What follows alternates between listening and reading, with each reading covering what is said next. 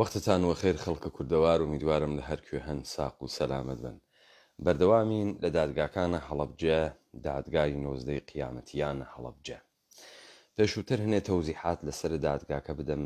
تا بەرەبەرە مەسیرە ئێمە مشەخص بوێت. ئەوەی کە ئێمە لەم دادگا تەعقیبیەکەین، ئەمە دادگاهێک و تریبوناڵێکە کە ئەمێنێتەوە بۆ تاریخ و هەدەفی ئەفکارە عمومی یا پابلیک ئۆپینیۆنە ئومەت کوردیە. بۆ خاتری ئەوەی ئومەتە کوردی متوجه بوێت کە لە ساتەکانی مێژوویی مەعاسرە خۆیە ڕوبەڕووی کامە پیران و کامە مەعاسات بە هەواهەنگی کێها بووگە کە ئیمڕۆ و ڕۆژی ئیمڕۆی ڕەشیان خوڵقەندگە.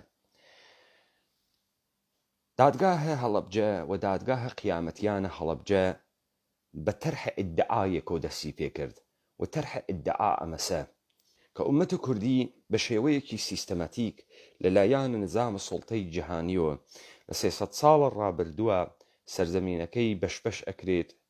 میراس و فەرهەنگەکەی بە تاڵان و بە تاراج ئەشێت و لە طی 100 ساڵە ڕابردووە بە سوورەتێکی منسەجم و سازماندەهی کریاک بە هەموو شێوە و بە هەموو ڕەوشێک محاولە ئەکرێت کە ئینسانە کوردی موتیع ڕام دەستەمۆ بکرێت و بۆ خاتری ئەمە بەهایەکی سەنگین ئەخرێتە سەرشانە ئومەتە کوردی. ئێمە لە دۆزینەوەی هاوکارانە نووسینگەکان، ئەوانەی کە پێیان ئێژن دەوڵەت و ئێمە پێیان ئێژین دەوڵەتە کۆرپۆرەیتی یان نووسینگە، بەو مەسیرە ئەگەین کە کەسانێک لە ژێرە ناوە کوردبوون هاوکاری مستەقیمی ئەمانەن بۆ داپڵۆساندن و نابودکردن و خەساندن و کاولکردن ئومەتە کوردی. هیچ دادگاهێک بێ تەرحە ئیدعا و بێ تەرحە اتهام تەشکیل ناوێت، وەگەرنە ئەبێت بە ڕەوایەت خەخوانی، ئەبێت بە چیرۆک بڵاوکردنەوە. ئەمڕۆ BBC فارسی لە ساڵیادە 12 فەروەردین ڕەفرەندۆمە جمهوریە ئیسلامی مستەنەدێکی داگەسە دەرەوە تحت ناوە 100 ڕەوایەت یەک ڕەوایەت. ڕەوایەت یعنی فینکشن، یعنی داستان، یعنی چیرۆک، کە باسی ئەشکەنجەکانە لە زندانەکانی جمهوری ئیسلامیە. هەر کەسێ بەڕاست و بەدرۆ چووگە شکەنجەی خۆی تعریفەکە. ئەمما ئێمە لەگرا بە تەنهایی ڕەوایەت نین، ئێمە شاهدانێک تێرین لەم تەرحی ئیدعا ئەوان داستانە خۆیان لە زاویە و نەزەرە خۆیان و بەو جۆرەی کە چوبنە ناوە هەڵەبجە تعریفی ئەکەنەوە و ئێمە لە ڕەوایەتێک کە ئەوان ئەیکەن سوعالیان لێ ئەەکەین تا پشتڕاستی بکەینەوە، ڕاستیەکەمان بۆ دەرکەوێت، ڕاستی و دروستیەکان و درۆکان دەرکەون کە بفەهمین ئەو ئیدعاک لە سەرەتاوە کریاگە وابووگە یا وانە، یا ئەو ئیتهامە کە دریاگە و متهمین ئمڕۆ لە جێگەی ئیتهامە گەورە و جنایەتن و جنایەتێکی گەورن لە تاریخ ئومەتە کوردیە بەڕەسی ئەەکەین. هەر بۆیە دادگاه هەڵەبجە و قیامەتیانە هەڵەبجە وا لە اختیارە تەمام ئەوانەی کە تا ئیمڕۆ نەبینریاگن، ئیگنۆر کریاگن لەلایەنە حاکمیەتەوە. بزانن حاکمیەتەکان و جنایەتکارەکانە سەرزەمینە ئێمە بۆ هەر مشکلەیەکی ئێمە نوێنەرێکیان دروست کردگە، ئینوان و ئادرسێکیان دروست کردگە، بۆ خاتری ئەوەی کە لە هەرکوێوە کە بەحسی ئەمە کریا ئەوان ئەیدەیەک تێرنە بەرەوە دروستکردنە کۆمەڵە قوربانیانە هەڵەبجە، گەورەکردنەوە و ناوپێدان بە کەسانێک کە 10 نەفەر و 9 نەفەر و 15 نەفەر لە خانەوادایانە کوژیاگن و ئەمانە تەبدیلە بە سەمبولکردن و هاوردنە پێشەوەیان و گەڕاندنیان بۆ دەمکوتکردنە ما بەقیە مردمە. من لە دادگای نۆزدەی قیامەتیانە هەڵەبجە ڕوو بە خەڵکی هەڵەبجە تەواوی ئەوانەی کە لە ژێرە حەجمەیە ئەم حکوومەتە دەمکوت کریاگن، حکوومەتە جنایەتکارانە حەلیم دەمکوت کریاگن لە ژێرە ناوە کۆنە بەعسی و کۆنە ئێستیخباراتی و لە ژێرە ناوە جاش و لە ژێرە ناوە ناوەڵۆ کە فرە ئەوەی کە تۆ قسەیەکرد نییە و ئینسانێکی معمولی تو قسەیەکە بۆ کردن نییە، بە پێچەوانە پێیان ئێژین کە داستانەکان و حقیقەتەکان هەن بەلای ئێوەوە، تەواوی ئەوانەی کە تا ئەم دەقیقە مەجای قسەکردنیان نەبووگە. مەجای قسەکردنیان لێ سنریاگە. بەشداریکردن لە دادگاهە قیامەتیانە هەڵەبجە وەزیفەی وجدانی و ئینسانیە ئێوەس. تا یەکبار بۆ هەمیشە ئێمە فێر بووین حرەکەتە ئیجتیماعی بکەین و ئێمە بە عنوان ئیجتیماع و کۆمەڵ و کۆمەلگا و جامعە خۆمان دەرخەین و خۆمان بکۆڵینەوە لە مەسائب و مشکلات و مەرگەسات و پیلانەکان بەر عەلەیهە ئوممەتە خۆمان. بەشدارین ئەمڕۆ لەگەڵ کاک فەرهاد قادر خەڵکە شارە هەڵەبجە بە عنوانە شاهدێک کە لە دەورانە شیمیابارانە هەڵەبجە مناڵە. ئەو ڕەوایەتە خۆی ئەگێڕێتەوە. تەبیعەتەن من لەگران نوکتەیەکی تریش بێژم. ئیمکانی هەست کەسانێک بێن وەگەرەکیان بێ لە تریبونە دادگاهە قیامەتیانە هەڵەبجە ئیستفادە بکەن بۆ بەرەپێدانە بە مەحبوبیەتە خۆیان. دادگاهە قیامەتیانە هەڵەبجە ئەم مەجالە لە کەس ناسێنێت، بەڵام مەجالیش نادات کەسێک سەرفەن ئەم تریبونە اختصاسەن بۆ قارەمانیەتەکانە خۆی بەکاربێرێت. ئێمە هاین بە شوێنە دەرخستنە حەقیقەتەوە تا مەردەمە ئێمە بفەهمن، هەر بۆیە ئێمە قسەکانە شاهدین ئەخەینە بەر مەحەکە ڕاستی و دروستی بە پرسیارکردن. کاک فەرهاد قادر ئەگەر تەشریفتان هەست لە ناوە دیبەیتەکە بێزەحمەت داوای کامێرا بکەن.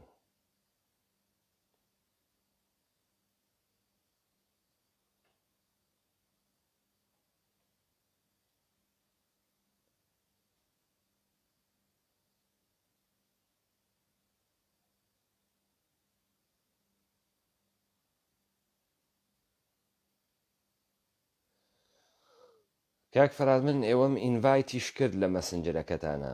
ئومیدوارم دەنگم ببیسن و ئومیدوارم ئاگادار بووبوون کە ئێمە دیبەیتەکەمان دەست پێ کردگەن. ظاهرەن حزوریان نییە لە ناوە دیبەیتەکە کاک فەرهاد قادر. ئێمە ئەم شەو تۆزێک دیبەیتەکەمان و دادگاکەمان بە تەئەخیر کەوت. ظاهرەن حزوریان نییە.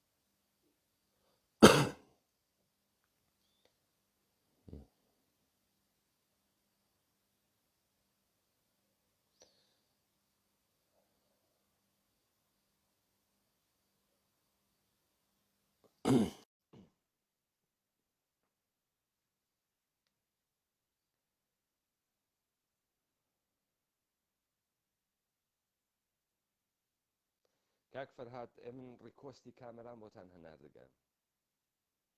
Connection failed.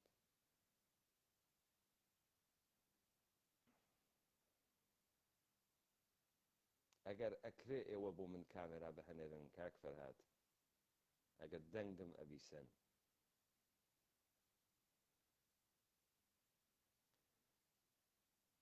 ئایکۆنێک لە ناوەڕاستی ئەم پەیجە هەست، ئایکۆن و شکلی ئینسانێکە لە کناریان لە ناوی مرەبعێکە، ئایکۆنی هەیکەلی ئینسانێکی ترە. بێزەحمەت کلیکی لەسەر بکەن کامێراکە بۆ من تێت ئەگەر دەنگم ئەبیسەن.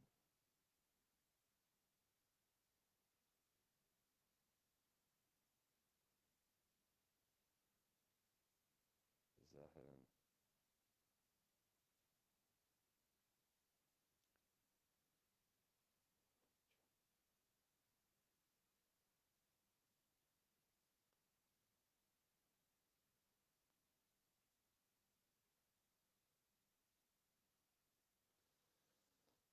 من نازانم تووشی چ مشکلەیەک بووگین.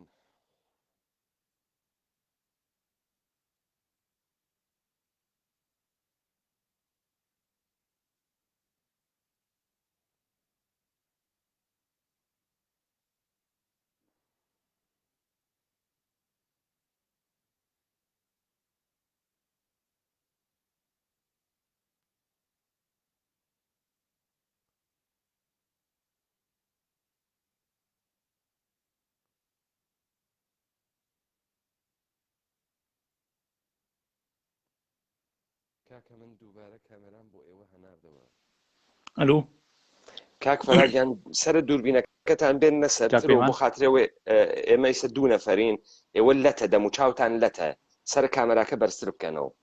کاک پەیمان کاکە دەنگم تێت؟ دەنگت دەگاتە منەوە بەڵێ. باشە ئیسە باشە. وەختت بەخێر کاک فەرهاد، بەخێر بێ. ئەم کاتۆ باش کاک پەیمان، ئەم کاتە بۆ ژەنابەت و بۆ بینەدانیش باش. سەرچاوم. کاک فەرهاد سەرەتا خۆتان بناسێن و بێزەحمەت دەست پێ بکەن. من فەرهاد قادر فەتاح، دانیشتووی هەڵەبجەی شەهید، لەدایک بووی ساڵی 1970 و ئێستا پیشەم مامۆستایە و ئیشی ڕێکخراوە یەکەم لە ناو سنووری هەڵەبجە و خۆشحاڵم کە لەگەڵ ئێوە لێرە بەشدارە بم. من لە کارەساتی میێنبەرانی هەڵەبجە تەمەنم تەنها 8 ساڵ و 3 مانگ بۆ خوێندکاری قۆناغی دووەمی سەرەتایی بووم، واتە دووەم ساڵی خوێندنم بوو. بەڵام بەهۆی ئەوەی کە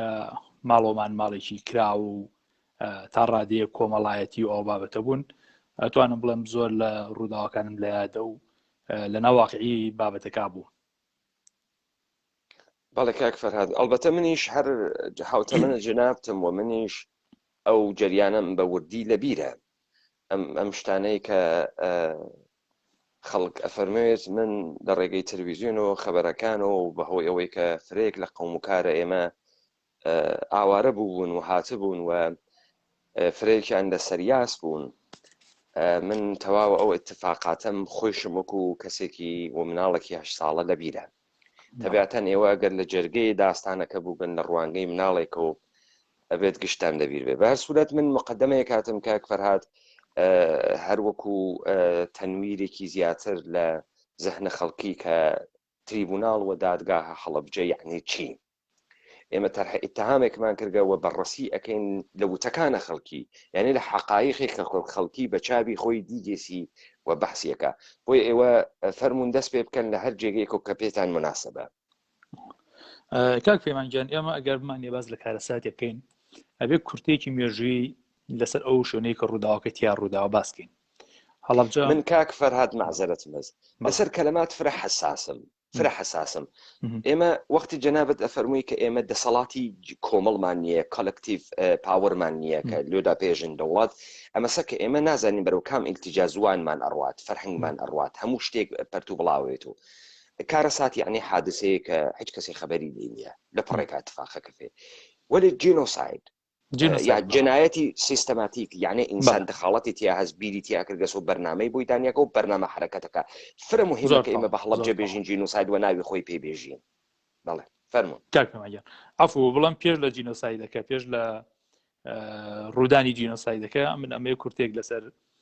هەڵکەوتەی هەڵەبجە ئەو بابەتانە دارە. هەڵەبجە بەپی ئەو پێگەی کە هەیەی هاوسنوور لەگەڵ وڵاتی ئێرانە و کۆتا سنووری عێراق و هەرێمی کوردستانە لە ڕوویەکی جوگرافیای دیاریکراوە کە دیارە لە زاراوە سەربازەکانی ڕژێمی سەدام حوسێنە لە ماوەی 8 ساڵی عێراق ئێرانە زاراوەی دەنووکی مراویان بۆ دانابوو بە حکمیەوەی کە دەرچەیەکی هەیە و ڕووبەخاکی ئێران ڕۆشتووە. لە ماوەی سەدەکە ساڵەکانی ڕابردووە لەسەر جەم و جوڵە سیاسی سەربازیەکانەکە لە ناوچەکە بۆ هەڵەبجە هەمیشە پێگەیکی هەبوو بۆ خەڵکەکەشی بۆ پێی کە خەڵکێکی بوون زیاتر چۆنە لە شعورێکی کوردایەتی و شعورێکی تێگەشتیان هەبووە. هەمیشە ناوچەکان ناوچەیەکی جەم و جوڵی سەربازی سیاسی بووە. بۆی ئەبینین لە ماوەی ڕابردوو پێش لەوەی جینۆسایدی چیمەبەرانی هەڵەبجە ڕووبات ئەبینین چەند ڕووداوێکی هەیە کە لەو سەردەمانە ڕۆدا. دیارتی نامبردومانکردنی ساڵی 1970 کە ڕژێمی ئەو کاتی عێراق بە چەکی ناپاڵم بردومانی شاری هەڵەبجەیەکە و دەمان پێش لە کارەساتی یان بڵێ جینۆسایدی هەڵەبجە کەم چیمەبەرانی هەڵەبجە ڕاپەڕینی خەڵکی هەڵەبجەمان هەیە و وە کارەساتی کانیشقانمان هەیە کە تیا گەڕێکێک بە تەواوی وێران کرا، چەندین خەڵک شەهید کرا و هەر لەو پرۆسەیە چەندین کەس لە هەڵەبجە ئەنفال کرا و هەتا ئێسەیش شوێن و گۆڕەکانیان دیارە. واتە پێش لە چیمەبەرانی هەڵەبجە ئەنفال کرا. بەڵام ئیتر دوای تریێتە سەر بابەتەکانی ئەو یعنی ڕووداوەکانی هێرشی ئێران بۆ سەر هەڵەبجە و دەستپێکردنی ئەو کارساتە. دیارە پێش فترەیەکی کەم لە ڕوودانی هێرشی ئێران بۆ سەر هەڵەبجە خەڵکی هەڵەبجە بۆ حکومەی کە سوودمان باسمان کە سنوورە لەگەڵ ئێرانە 75 کیلۆمتر سنووری بەخاکی ئێرانەوە هەیە و پێکەڵەیەکی کاک کۆمەڵایە فەرهاد ببەخشە من ئێوەش باش دەستان بۆ برد من یەک نوکتە لەم فەرمایشاتی کاک فەرهادە بێژم من تعجوبەکەم چۆن خەڵکی خوڕماڵ قسە ناکە سەیسایە قسە ناکە من تا ئەم دقیقە یەک نەفرم نەدی بێت لەم دادگای هەڵەبجەوە بێژێ من خەڵکی خوڕماڵم و قسە بکات بزانین چه اتفاقی لە خوڕماڵا کەوتگە چون وەختێ بە قەوڵە خۆتانێژن قەزای هەڵەبجە ئێشێ دەوروبەرەکانی گشتی بگرێتەوە تر خوڕماڵە و بیارەس و تەوێڵەس و سەیسایەقە و وەلێ جالبە کە ئێمە نەسەی سایقی و نەخورماڵیمان تا ئەم دقیقە نەبووگەوە دەنگیشیان نابیسین بەڵێ فەرموون کاک فەرهاد بەڵێ وەڵام من هەلێرە ڕووی دەمەکەمە خەڵکی بە شەرەفی خوڕماڵ و سەیسایق و ناوچەی هەرامانات بەگشتی کە لە کارەساتەکە بەشدار بوون و کارەساتەکە بەسەر ئەوان شاتووە ئەوانش بەشدار بوون لەم دادگا دیارە بە چەند ڕۆژێک یان بڵین بە چەندین ڕۆژ پێش لە ڕوودان و هێرشی ئێران بۆ سەر شاری هەڵەبجە خەڵکی هەڵەبجە تا ڕادێکی باش ئاگاداری ئەم کارەساتە بوون بەو پێیکە لە کارەساتی بڵینگەڕێکی کانیێشخانە ژمارەی زۆری هەڵەبجەی چوبوونە ئێران و پەیوەندێکی هەبوو لەگەڵ خەڵکی ئەم دیوە کاک فەرهاد هەر لەگرا بیگرە پس ئێمە لەگرا ئەزانین ئەگەر خەڵکە هەڵەبجە بە ئامێژی قسەیە کەوتە زارێ ئەکەوێتە شارێ ئەگەر خەڵکی هەڵەبجە بە ئام ئەزانێ کە ئێران هێرش ئەکا تەبیعەتەن ئستەخباراتە عێراقیش ئەزانێ کە ئێران هێرشەکە بزانن ئەمەلیاتە کەربەلایە پەنج ئەگەر ئشتبانەکەم ئەمەلیاتە کەربەلایە پەنج بە قەوڵە ئێرانیەکان ئێژن ئەمەلیاتەکە کەشف بوو بە قەوڵە خۆیان ئێژن لەو چوو لە عملیاتە کەربەلای پەنج ئەگەر اشتبانەکە مخڵە نەبم لەم دقیقە حضور ذهنم دروست بێت هێزە ئێرانی قەلع و قەم کردیا کە ئێستا بووگە بە جێگەی شەڕیان و خاترات ئەنووسنەوە لە یەکتری ئەدەن و بیبسی لەسەری قسەکان و ئێژن چوون ئەم عملیاتە کەشف بوو سپای عێراقی وای لە ئێمە کرد یعنی چۆنە کە خەڵکە هەڵەبجە گشتی ئێزانێت سەدام حسێن ئاگای لە گینەی مێشولە و ارتباتە نێوانە تەختخاوە ژن و پیاگێک و ژن و مێردێک هەز چۆنە کە خەبەردار نییە کە حملەی پێیەکەن تەوەجۆ فەرمووی یعنی پس ئێوەش لەگرا ئێشێ قبوڵی کەن یا پشتڕاستی بکەنەوە وەختی تەواوی خەڵکی هەڵەبجە ئەزانێ وەختی مناڵێکی 8 ساڵە بە ناوی فەرهاد قادر ئەزانێ تەبیعەتەن دام و دەستگای ئەمنیەتی عێراق ئەزانێ عێراقێکە وا لە ناوی شەڕا لەبیرت نەچێ هەر بۆ خاترەوەی ئەمە تاکید کەمەوە وەختی ئەرتەشە ئەمریکا 2003 عێراقی گرت چەند جێگەی پاراست و نەهێشت خەڵک تاڵانی کەن وەزارەتە نەفت یەک دوو استخباراتە عێراق 1000 ملیارد دۆکومنت استخباراتی عێراق لە کاتە دوای ئینقلابەکەی دوای خستنە حکوومەتە مەلەکی ئەوەی مەلەف دروست کریا بوو لە عێراقا بە ماوەی 50 ساڵ بەکاری ئیتلاعاتی و استخباراتی لەسەر ناوچەکە و لەسەر داخڵە عێراق کەوتە دەست ئەمریکا منزورم چییە؟ استخباراتە عێراقی هەزینەیەکی یەکجار گەورەی کردبوو بۆ کۆکردنەوەی معلومات چۆنە کە استخباراتە عێراقی خەبەری نییە هەمەی کە ئێران ئێشە حملە بکات بەس ئەمە پشتڕاستیە کاتۆ دەوڵەتە عێراق ئەزانیت و دەوڵەتە عێراق ئاگادارە بەڵێ فەرموون بەڵێ جا بیزاد ئەو قسەی کە هەیە لەسەر ئەو ڕووداوە و ئامادە سازی نەکردنی عێراق بۆ دیفاعکردن لە هەڵەبجە هەر ئەو گریمانەیە کە ئەوتری هەڵەبجە فرۆشراوە لەلایەن فەرماندە سەربازیەکانی ئەو کاتی عێراق و لە ناوچەکە ئەو بگرێت کاکە ببەخشە کاکە فەرهاد من فەرمایشەکانت بە شەکەر لە دەم تاوێ لە بیرت نەچێ من نەزانم جنابەت ئینسانێکی زیرەکی و ئەزانی لەکوێوە دەسەوەی بۆ داستانەکە بزانە کاکە فەرهاد من تەوزیحێ بەمە خزمەتتان ئەرتەش سلسلە مەراتەبە و ئەمانە لە ژێرە ئاڵا سوێن دەخۆن بە تایبەتی ئەرتەشە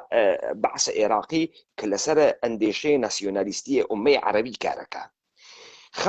خاکە ئومەتە عەرەبی شێ بۆیان فرە مقەدەس بێ بۆیە یەک فەرماندەی لەشکەر ناتوانێت بە تەنیایی بڕیارێکی گەورە بدات لە ژێرە دەسە ئەمە دەیان فەرماندەی تر هەن دەنا کابرا کودتای نظامی ئەکا کودتای نظامی زمانێکە کە دەیان سەرۆک قاعیدەیە گەورەتەک یەکتریان ڕێکەون یەک نەفەر هەڵەبژێرن ئەمە زمانێ ممکنە کە تەمامە ئەرتەشە عێراق وابێ ئەگەر قەرار بێ هەر قاعید لەشکرێک کە تۆ بیکڕی بە پارە و بیفرۆشێت ئیتر دەوڵەتە ئێران خۆ پێویستی نەکرد چەک و چۆڵ بسێنێ کاکە 1 ملیارد دۆلاری ئەهاورد ئەیدا بەدەدانە قاعید فرقە و تەواو عێراق تەواو بوو يعني ئەگەر دەوڵەتی عێراق و ئەرتەشە عێراق ئەوە نەفشە ئێران بۆ زووتر ئەمە عێراقی نەکڕی بە پارە يعني عقل إنسان عقل هیچ إنسانێ نایگرێت کە تۆ محورێک بیفرۆشن و تەسلیمی تۆیکەن ئەمە خیاڵات و پەردازشە دەوڵەتە ئێرانە دەوڵەت ئێران وە نایژێ دەوڵەت ئێرانژێ فەتحمان کردووە بەڵێ فەرمونون جا قسەکە ڕێک لەسەر ئەوەیە لێرە بە چەند ڕۆژێ پێش لە کارەساتەکە یان پێش لە هێرشی ئێران بۆ سەر هەڵەبجە خەڵکی هەڵەبجە بە تایبەتی ئەوانەی کە لە ڕژێمی بەعسەوە نزیکە بن سەردانی کۆمەڵی دام و دەستگای حکوومەتی عێراقەکەن و ئەوان پێڵەن ئەڵەن ئەم هەواڵە هەیە ئێوە ئەگەر ڕێ بە ئێمە بدەن وەکو خەڵکی کە لەگەڵ ڕژێمی عێراقین ئەوە با ئێمە خۆمان جەبهەیەکی میلی یعنی چۆن بڵێ تەبەڕوعات بکەین و خۆمان بەرگی لە شارەکە بکەین فەرمانداری و فەرماندار و کاربەدەستانی ئەو کاتی هەڵەبجە پیانەڵەنەوە ئیشی ئەوە نی ئیشی ئێمە دیفاع لە شار بکەین لەبەرەوە بچنە ماڵ خۆتان دانیشن و ئەمە جێبیاڵن بۆ ئێمە يعني ما بس أما خالجتي خالجي دوم كأمي برجاسي شكرمياني كلامت وقت أمريكا حملة كرد من لبير متت صدام حسين دستوري دا تواوي مردمي العراق مسلح كان زندانا كاني كردو أوي دزو جردو قاتل بو مسلحي كره نادي درو من لبير متت صدام حسين بيرامردكي عشايري هاورد وتي بأصلحي قديمي برنو أما هوا فما يشي خسكس هوا وادي كنت توجه كي چۆن ئەمەرە ئەگەر دیفاعی وەتەنیە کەسانێک کە سەر بە ڕژیمە بەعسن وە لە گیانە خۆیان ئەترسن بکەونە دەسە ئێران داوا ئەکەن ئێمە تەسلیحکەن کە لە شارەکەی خۆمان دفاعکەین دێ ئەمە دیاردەیە بوو تا ئەم دقیقە هیچ کەس بەعسی نەکرد بۆچی سەدام حسێن ئێشەی خەڵکی هەڵەبجە متتەهم کا بەوەی کە ئێوە ئێرانتان هاورگرت لە کاتێکە کە خەڵکی هەڵەبجە چوبن و داوایان کرد لە دام و دەستگای سەدام حسێن کە چەک و ئەسلحە بە ئێمە بدە تا ئێمە بتوانین بەرگیری لە شارەکەمان لە بەرامبەر قووەتە ئێرانی بکەین هیچ کەسێ تا ئێستا قسەیە نەکرد بوو کە جەنابەت کردوتە با من خەڵکی کە لێرە بخەم خزمەتی جەنابەت کاک شەوکەتی حاجی مشیر کە سەرپەرشتی میحوەری هەڵەبجەی کردو لەلایەن هێزەکانی بەرەی کوردستانی و یەکێتی نیشتیمانی بەتایبەتی لە کتێبی بیرەوەریەکانی خۆیان کە باز لەو کارەساتی کتێبەکەی بەنای کارەساتی کیمیابەرانی 1970 هەڵەبجە خوێندنەوەیکی کۆمەڵایەتی و مێژووی و جوگرافی بۆ ناوچەکە ئاماژە بە خاڵێک کات کە دوایشە بەڕێز هەمەی حەمەسەعی لە بیرۆرەکانی خۆیان دیسانەوە هەر پێداگری لەسەر ینی پڕاستی ئەمە هەواڵەیە کاتەوە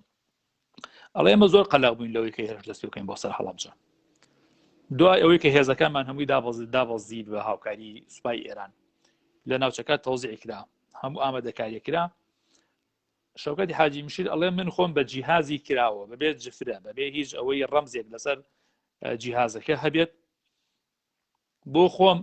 پەیوەندیم بە سەرکردایەتی و کردوتەوە هەموو هێزەکەمان بردە سنووری هەڵەبجەوە هێزمان دابەش کرد هێرشەکە دەست پێەکەین بۆ هەڵەبجە و هەڵەبجە ئازادەکەین ئەڵێ هەر ئەمە بوو هۆکاری ئەوەی کە ئێران ڕۆژێک هێرشەکەی دواخات چکە گومانیان هەبوو کە من ئەم جفرم بۆ حکوومەتی عێراقی کردێ ئەم بەژۆر لە جۆرەکان ئیشەکەم ڕێک یعنی بۆ کۆڵ ڕێسەکەم لێکردنەوە بەخوری بۆ یعنی شتەکە وارد بوو خەڵکی ئەیزانی حکوومەتی عێراق بڵێم ئەوەی جەنابەت ئەڵێ چەند ڕێگایکی هەیە سەخباراتی مخابراتی هەیە نازانم کۆمەڵی دەستگای هەواڵگیری جیازی هەیە چۆن بە ئەمان نەزانی ئەمە قسەیە ئەمە لێرە ئەمە باتە ناو ئەو گریمانەی کە ئەکرێ هەڵەبجە بوو بێتەوە دەواازەیەک بۆ کۆتایی هێنان بە شەڕ هەردوو لایەن ڕێک ئیتفاقەیە وە گونجانە هەر شتێکی ناو ئەنیت کە هەڵەبجە کارەساتی کیمیابەرانی هەڵەبجە ئەبێت بە کارەساتێک کە ئیتر شەڕی عێراقیێران لێ ئەوەسێت بۆی ئەمە بۆ خۆی ئەو ڕۆژێکی یعنی من ئەوەی کە پژڕاستێکەمەوە من بۆ خۆم خزم و کە سوکارم کە لە ئێران بوون خزمی باوکانم باوکم هەمووی خەڵکی ئێرانە وە کۆمەڵی خزم و کە سوکاریشم کە لە بڵێ لە کارەساتی یان بڵێ لە ڕاپەڕینی کانیشقانە ئاواری ئێوە ئێران بوون ئەو کاتە کاسێت هەبوو کاسێت بە کاسێت خەڵک دەنگی ئەنار یعنی ئەوڵەن نەوار بە نەوار قسەی خۆی ئەنارد و سڵاو و کەلام و هەواڵپرسی ئەم بابەتانە بۆی کە گوێ لەدایان بێت ئێمە لەو کاتەیە کاسێتێکیان بۆ ناردەبووین بە چەند فترەیەکی پێشکی کارەساتەکە یەکێ لەوانەکە پیان ئەوتین یان ئیشەڵا بە نزیکانە هەڵەبجە ئەیگیرێت و ئێمە یینەوە لە هەڵەبجە دانیشین پێکەوە یعنی ئەم کاسێتانە وەنامە ئەمانە هەمووی بەڵگە بوون لەسەرەوەی کە پێشتر خەڵکی هەڵەبجە ئاگادار بوو لەمە کاکە فەرهاد با من یەک نوکتە لەگرا هەر بۆ خاتری ئەوەی خەڵکی ئێمە بتوانێت دروست حکم بدات و بفەهمێ ئێمە بەرەو کامە ئیلتیجا ڕۆین. من لەگرا یەک تەوزیح خزمەتە جنابەت و بینەران بە بزانن خەڵکینە وەختی ئێوە باس لە حکوومەتەکەن ئێستا کاک فەرهاد وتی ئێران، من ئێوە ئەگەڕێنمەوە 100 ساڵە پێش شتێک بە ناوی ئێران عێراق مەوجود نییە، سنوورێک مەوجود نییە. 100 ساڵی پێش یە شتێک مەوجودە بە ناوی ئیمپراتوریەت سنووری نییە، معلوم نییە سنووری وارەکوێ، پاسەپۆرتی نییە. یعنی ئەو شتەی کە لە 180 ساڵ 200 ساڵە پێش تحتی ناوی حکوومەتی قاجاڕیە و حکوومەتی عوسمانیە دروستیەکەن، ئەگەر وەبیرتان بێتەوە تەواوی شارەکان کە ئمڕۆ لە کوردەواری ئێمە مەوجودن، وەکو سنە، وەکو کرماشان، وەکو هەڵەبجە، وەکو سلێمانی، تەمامی ئەم شارانە تەمەنیان ناگاتە 200 ساڵ. لە 200 ساڵی ڕابردووە هاوکات کە گەرەکیانە قاجار دروستکەن و گەرەکیانە عوسمانی دروستکەن، شار دروست ئەکەن کە بێتە پێگەیەک خەڵکی تیا کۆ بکەن و تا دەسەڵات مەعنا پەیاکە. بزانن مثالە دەم هەر ئەم کاکە خەڵکی ناوچەی هەڵەبجێ با من ناو بووم، خەڵکی ناوچەی هەڵەبجە ئەتوانێت گەڵاڵی بێ، نۆڕۆڵی وێ، ئەتوانێت ئێناخی وێ، ئەتوانێت زەردۆی وێ، ئەتوانێت کڵاشی وێ، ئەتوانێت تاوگۆزی وێ، تەوێڵەی وێ، بەڵخەی وێ، بیارەی وێ، تەمامی ئەمانە لادێن و خەڵکەکە پراکەندەز و خەڵکەکە کۆچەریە. مثال ئەدەم مەسەڵەن عشیرەتە ئێناخی لە منتەقەی سازان و کۆچ ئەکا حتا سەریاس کۆچەکە، یعنی هەوارگەیان هەست. خب ئەمە بە چ معنایەکەم بە معناسە ئەم مردمە هیچ وەک ناچێتە ژێرە فەرمانە هیچ حکوومەتێک. کەی ئەچێتە ژێرە فەرمانە حکوومەتی؟ وەختێک حکوومەت سنوور دیاریەکە. حکوومەت چییە؟ حکوومەت ناوێکی ئینتیزاعیە ئەبستراکتە. کەی مەعنا پێیاکە؟ وەختی تۆ عدێ ئینسان بگری کۆیان بکەیت تۆ لە جێگەیەکە، ئەو جار بڕێک موسسات دائنی، شۆرتە دائنی، بانک دائنی، سەبتە ئەحواڵ دائنی کە هەویەدا بە خەڵکی و جوازی مەرگەدا بە خەڵکی. ئەگەر ئێوە ئەوێنن لە ناوچەی ئێمە خەڵک جێبەجێ ئەکرێ لە لادەکان کۆچە درێ. لە زمانی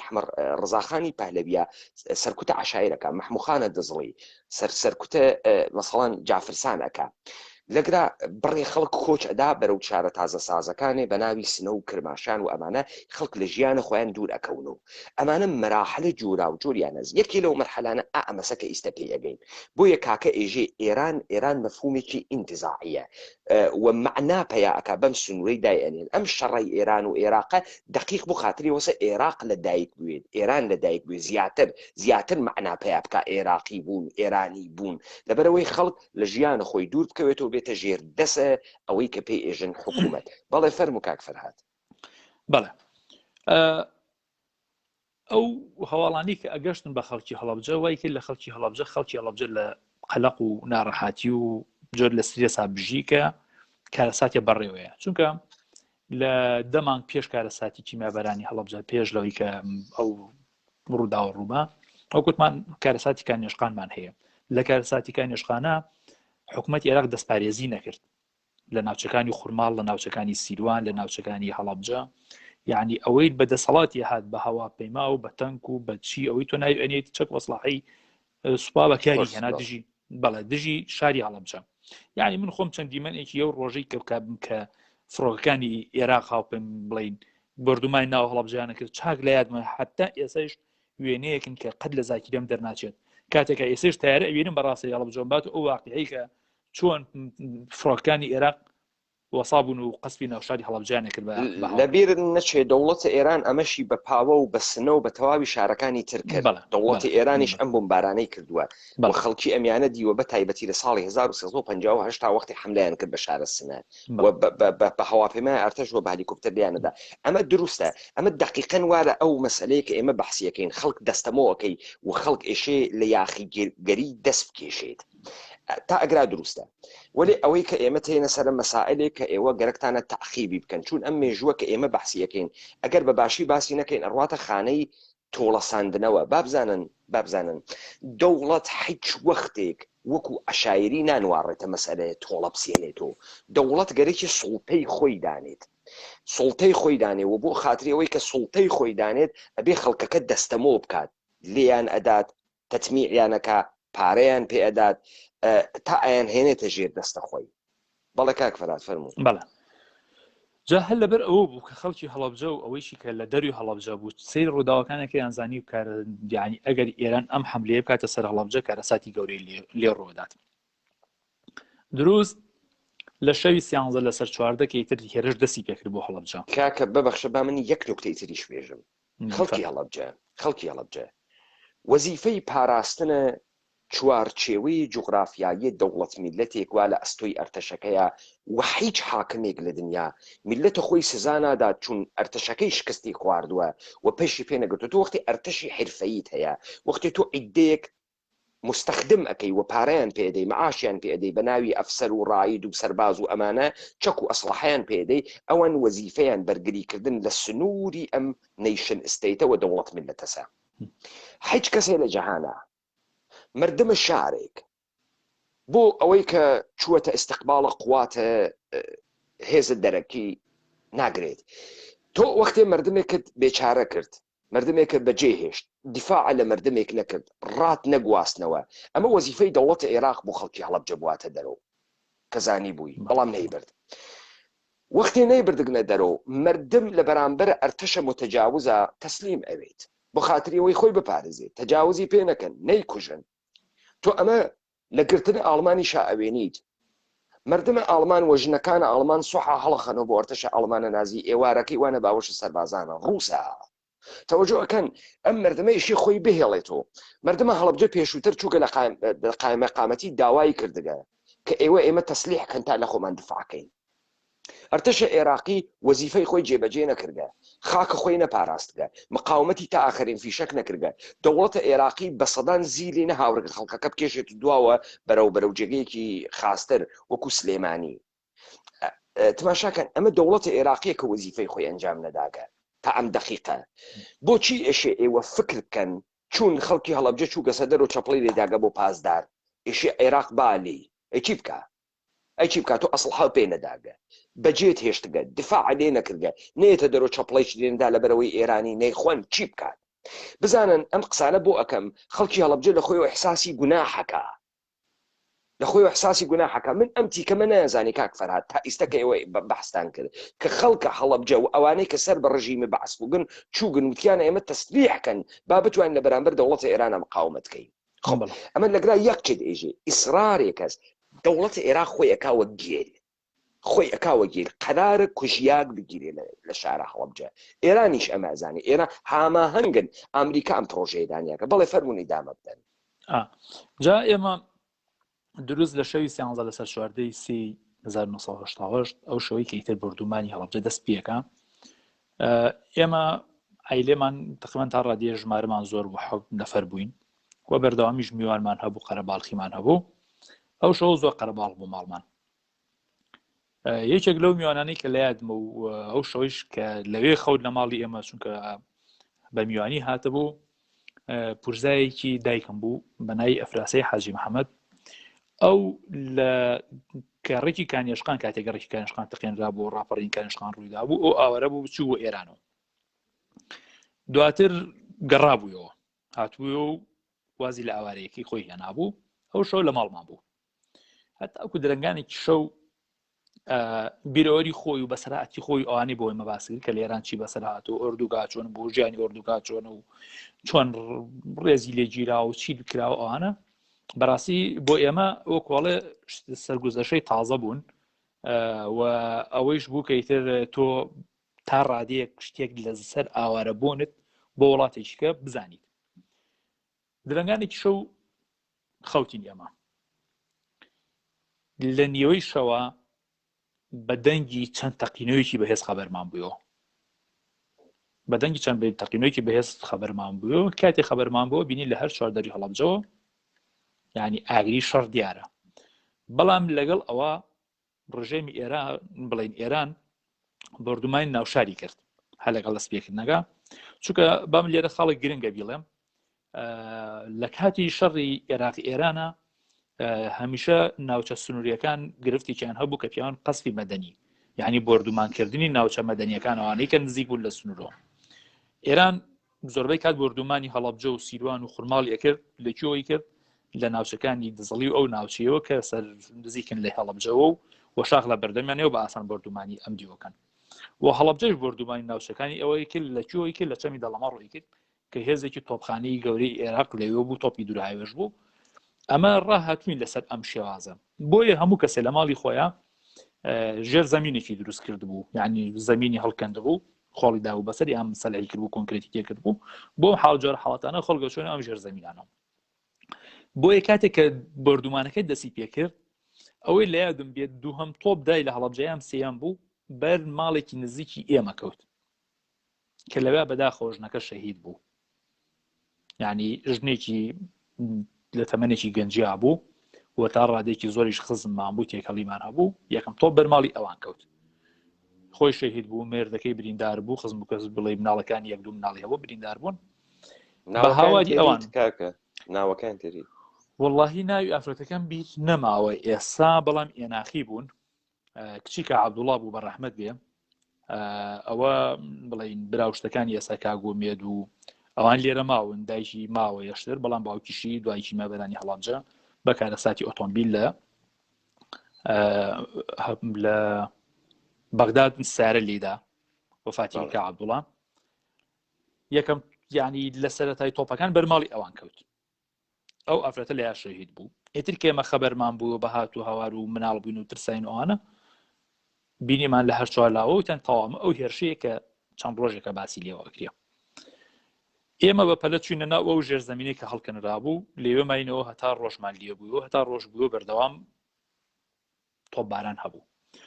بەیانی کە ڕۆژ بوویەوە ئیتر خەڵکی گەڕک هەمووی کۆبوویەوە چوون ئەو ئافرەتیان ناشت و بەردەوام جێشی عێراق هاتە ناو هەڵەبجەوە و ئەوانش هێرش دەستی پێکەوت لە هەر چوار دەورۆ ڕۆژی چواردەیمان دیار ئەو ڕۆژە ڕۆژێکی زۆر قرس بوو بۆ ئێمەی هەڵەبجەی بە تایبەتی ئێمەی منداڵکە و کاتە تەمەنمان یعنی تەمەنێکی مناڵمان هەبوو و لە هەر چوار لاوە شەڕ بوو هەسمانەکەیان شپرزەیەکی تەواو یعنی پێکە هاتنێکی تەواومان لە سوپای عێراق و دام دەستگەکانی ڕژێمی عێراق بینی کە بێ ئیرادە بوون یعنی بەردەوام سوپا ئاهاتون لێ ئەزان ئیش و کاردێکیە و ئێمە لە دەواازەی شارەکە پێوتیە مەجموعەی زەمارکەوە کاتێ ئۆردوگایەک بوویکی زۆرە ملیە بوو کە گوندەکانی چواردەوی هەڵەبجە داگیرا بوو لەوێ خراببووینە ئێوە سەر جادەکە بوو ینی ماڵی ئێمە دووە ماڵ بوو لەسەر جادەکەەوە بۆیە بە چاوی خۆمان ینی هاتچۆی سوپامان ئەبینی کە سوپار هێزی ئێهێنا و ئەگشای ینی بە بەردەوام جوڵەی سەربازی لە ناوچەکە هەبوو بەس یەک سوال کاکە یەک سوال جنابەت وەکو وەبیرس بێت وەکو بیسە بێتت من ئەم سوالم لە کەس نەکرد بۆیە ئەم قساکەم جنابەت خەریکی بەوردی و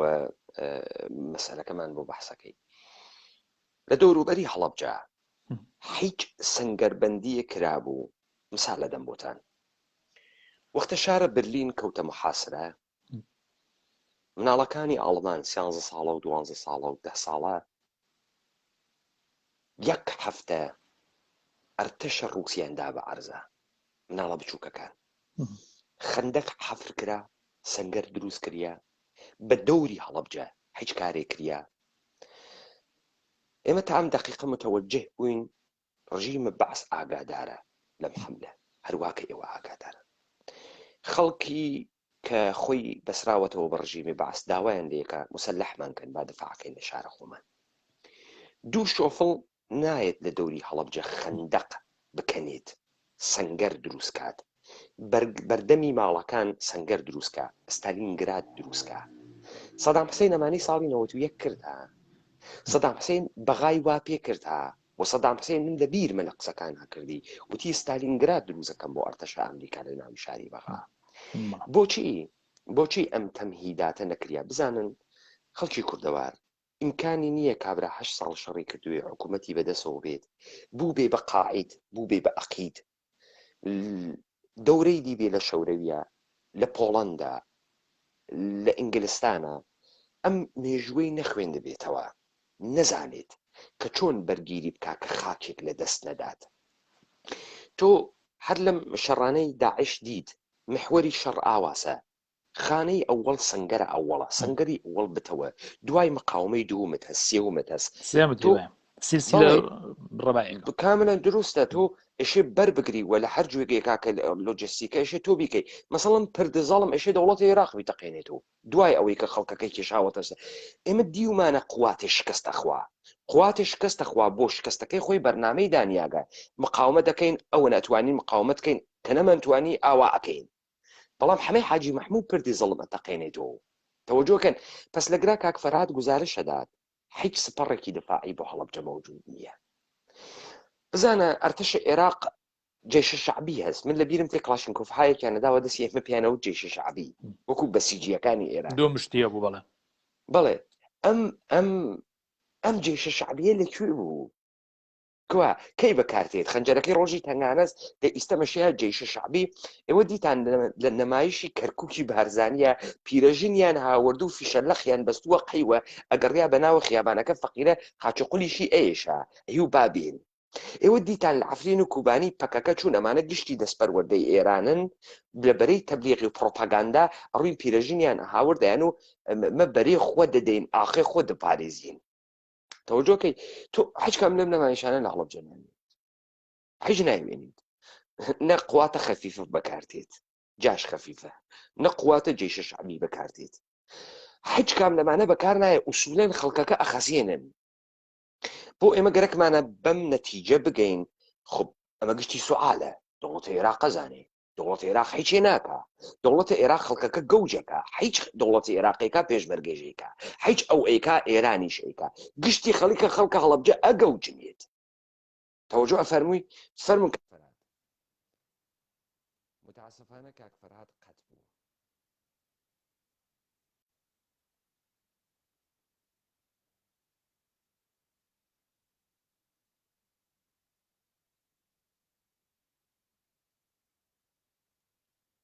ئێمە ماتەڵین تا کاک فەرهاد تەشریف بێرێتەوە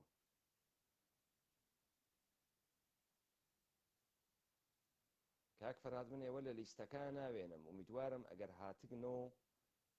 خۆتان داوای کامێرا بکەن یانێ کامێراکە بۆ من بەهەنێرن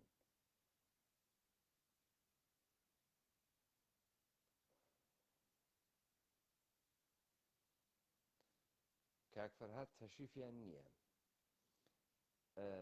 بە احتمالە فرە دیسکانێکت بوون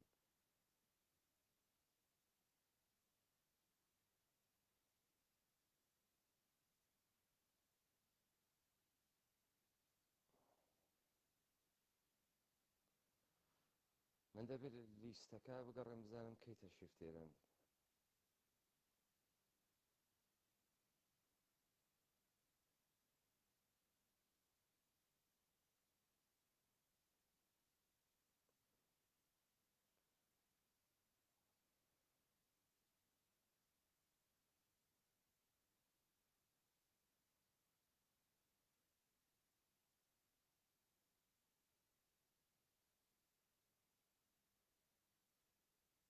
کاک فەرهاد من ئێوە نادۆزمەوە ئەگەر دەنگم ئەبیسن بێزەحمەت داوای کامێرا بکەن کاک فەرهاد ئەگەر تەشریفتان هاوردە گەسەوە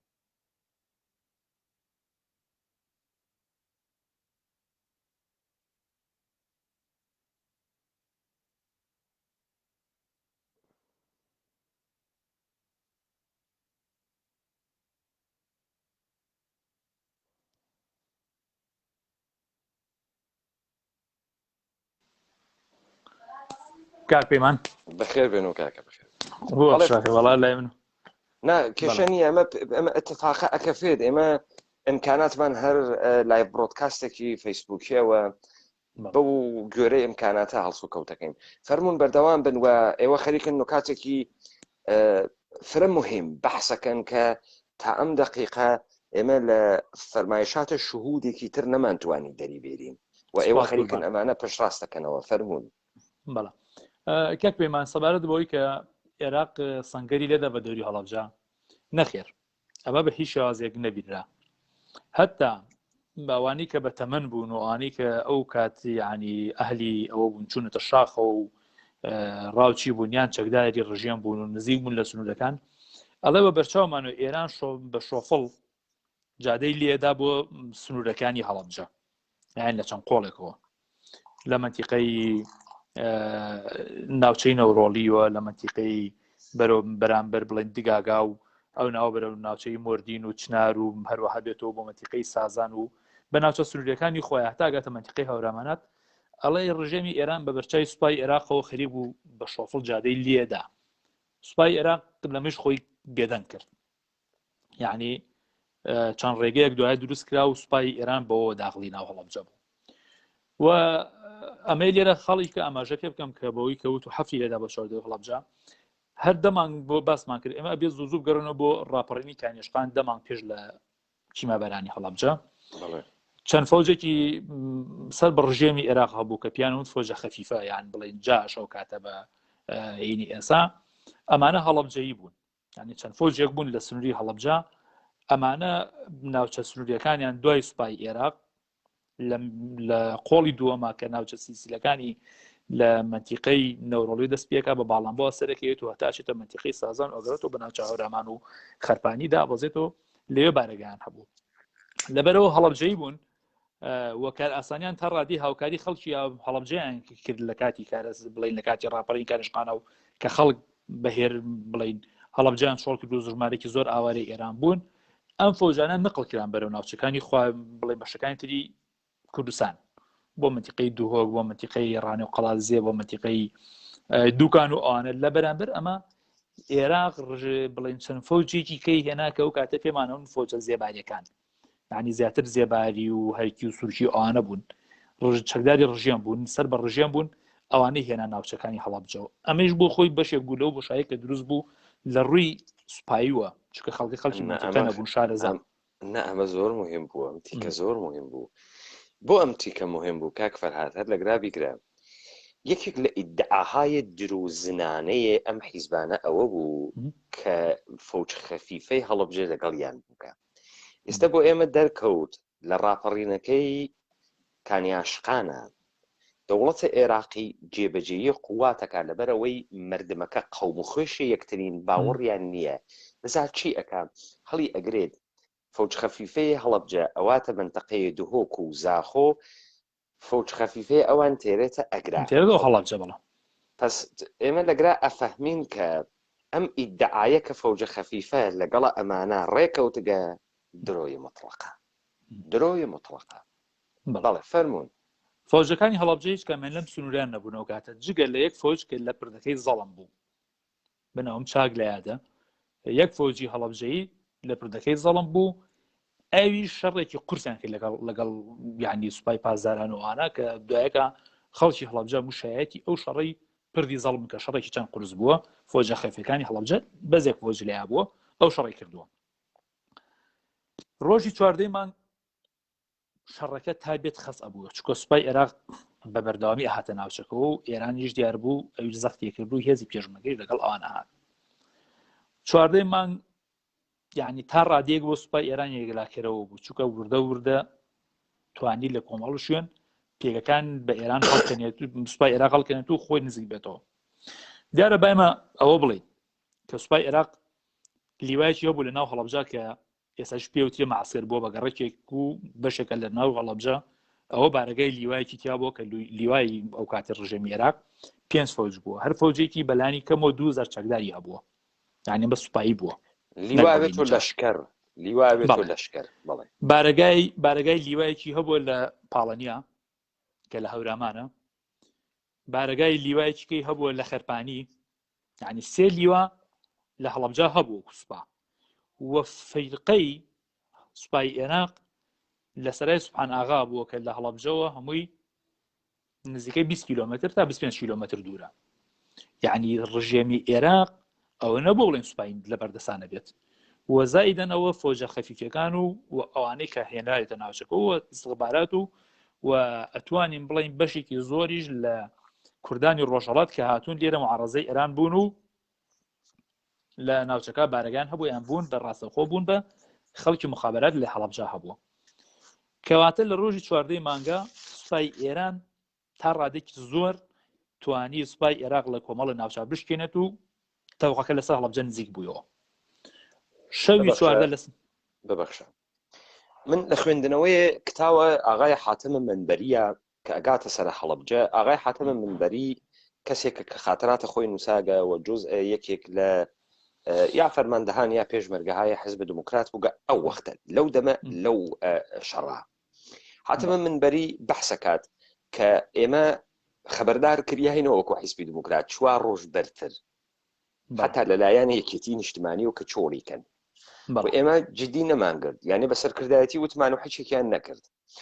یەکەم حەملەکە بۆیان ئەکرێت لە محوەری حیزبی دموکرات و کە گرێکیانە بێنە ژوورە و یەکەم حەملە حیزبی دموکرات ئەیان کوژێت یعنی ئەیان شکێنێت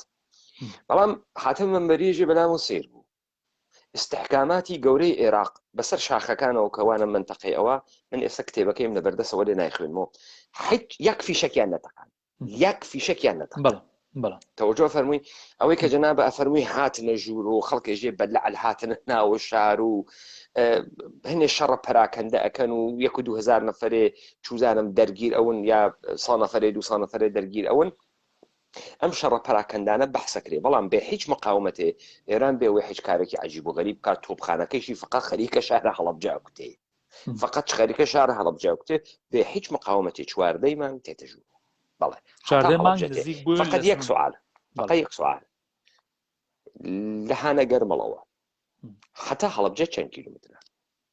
لا نەگەرمەوە تا هەڵەبجە هەمووی نزیکەی 20 کیلۆمتر بێت 20 کیلو 25 کیلو بەڵێ 20 کیلومتر 20 کیلومتر دەوڵەت هێران بێ هیچ مشکلەیە تێتە ژوور و بەڵێ فەرموون جا حەمە حەمەسەعید لە کتێبەکەیە باسی لەوەیە کە کەڵێ ئێمە ئەو لیوایی کە لە پاڵەنیا بوون بەبێ تەقە گرتمان بەبێ تەقە تەسلیم بوو بارگای لیوایە کەیتر بارگای لیوا لە شوێنەکە بووە لیوای هەڵەبجە خۆی ئەوەی تر باسمان کرد من بەسم ئەوەیە ڕژێمی عێراق دیفاعی هیچ نەبوو لە هەڵەبجە یعنی هەموو خەڵکی هەڵەبجە ئەمەی ئەبینی ببەخشە وەلی کاک فەرهاد هەر ئەم ئەرتەشە خوێڕیەی عێراق لە جنوبە حەشرەکە بە ئێران عەجیب بەڵە بەتابەتی وەکو لە کەربەلای پێنجا لە چەند مانگ پێش لە کارەساتی هەڵەبجە 120,000 لە سوپای پازەرانی کوشکە پەلەماری شاری بەسڕیاندا بوو ئەمە هەمان ئەرتەشە بەڵە تەوەجۆ فەرمی بەڵێ بەڵام بەداخەوە یعنی سوپای عێراق هیچ نەبوو لە هەڵەبجە یعنی ئێمە خۆمان بەچای خۆمان ئەمان بینی کە چۆن سوپای عێراق شپرزە بوو لە ناو هەڵەبجە و چۆن لە بەتایبەتی دەشتی منتیقەی نەوڕۆڵی و پریس و ئەوانە بەتاتی لە ڕۆژی 15 مانگە 15 مانگ ئێمە ئەمان بینی کە چۆن یعنی دەبابە و تەنکی عێراقی چۆن ڕائەکات لە نزیک سنوورەکانی هەڵەبجایت لە 15 مانگ کە سەر لە بەیانەکەی جێشی عێراق ئێران نزیک بووە لە هەڵەبجە و ئێوارەکەی کەوتە دەست سوپای ئێرانەوە پێشمەکە داغڵی ناوشار بوون یعنی بەڕاستی ئەو سوپایی کە وەکو جەنابەت ئەڵێ ئێمە ئەمانبینی لە شەڕەکانی کە و کەناڵی و کاتە دیار لە عێراق تەنها 2 تەلەڤیزیۆن هەبوو کەناڵی کەرکووک و کەناڵی بەغداد 24 ساعتە شەڕ و نەشیدی شەڕ و معرەکە و ئانەی پیشانەدا بۆ ئێمە سوپای عێراقیان لێ کردوین بە سوپایەکی ئەوە بەڵام ئەوەی کە بینیمان ئێمە بەڕاستی سوپایەکی زۆر پەراگەندە و زۆر شپرزە و زۆر بێ ئیرادە بوو کە بە قسێ لەسەر ئەوە هەیە کە فرۆشرا بێت و ئەو بابەتانە بەڵام ئەکرێت بە دیۆکیکێشە خۆی پلانێکی پێشوەختە بوو بێت تماشاکە فرۆشران کاکە فەرهاد جەنابەت ئینسانێکی خوێندەواری خەڵکی کوردەوار حەقیقەتێ لە گرا مەوجودە کە ئێمەیشێ بەحسی بکەین وەختی ئێمەمانان دەسەڵاتێکمان نییە بە عنوانە دەوڵەت تا لە مەفاهیمی کەلان و چمکی کەلان تێبگەین ئەوەی دەریافتی ئەەکەین بە گوێرەی ژیانی ڕۆژانەی خۆمانە یعنی ئێمە دۆست و دژمنی بە عشایری تێگەین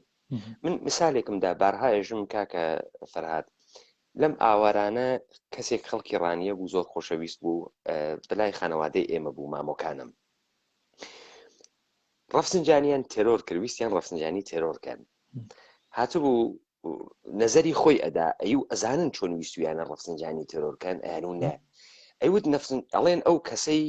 کە ویستوێتی مەسینەکە با بەدەستی ڕەفسنجانی و قومبلەکەی هاوێشتوێتە ناوی مەسینەکە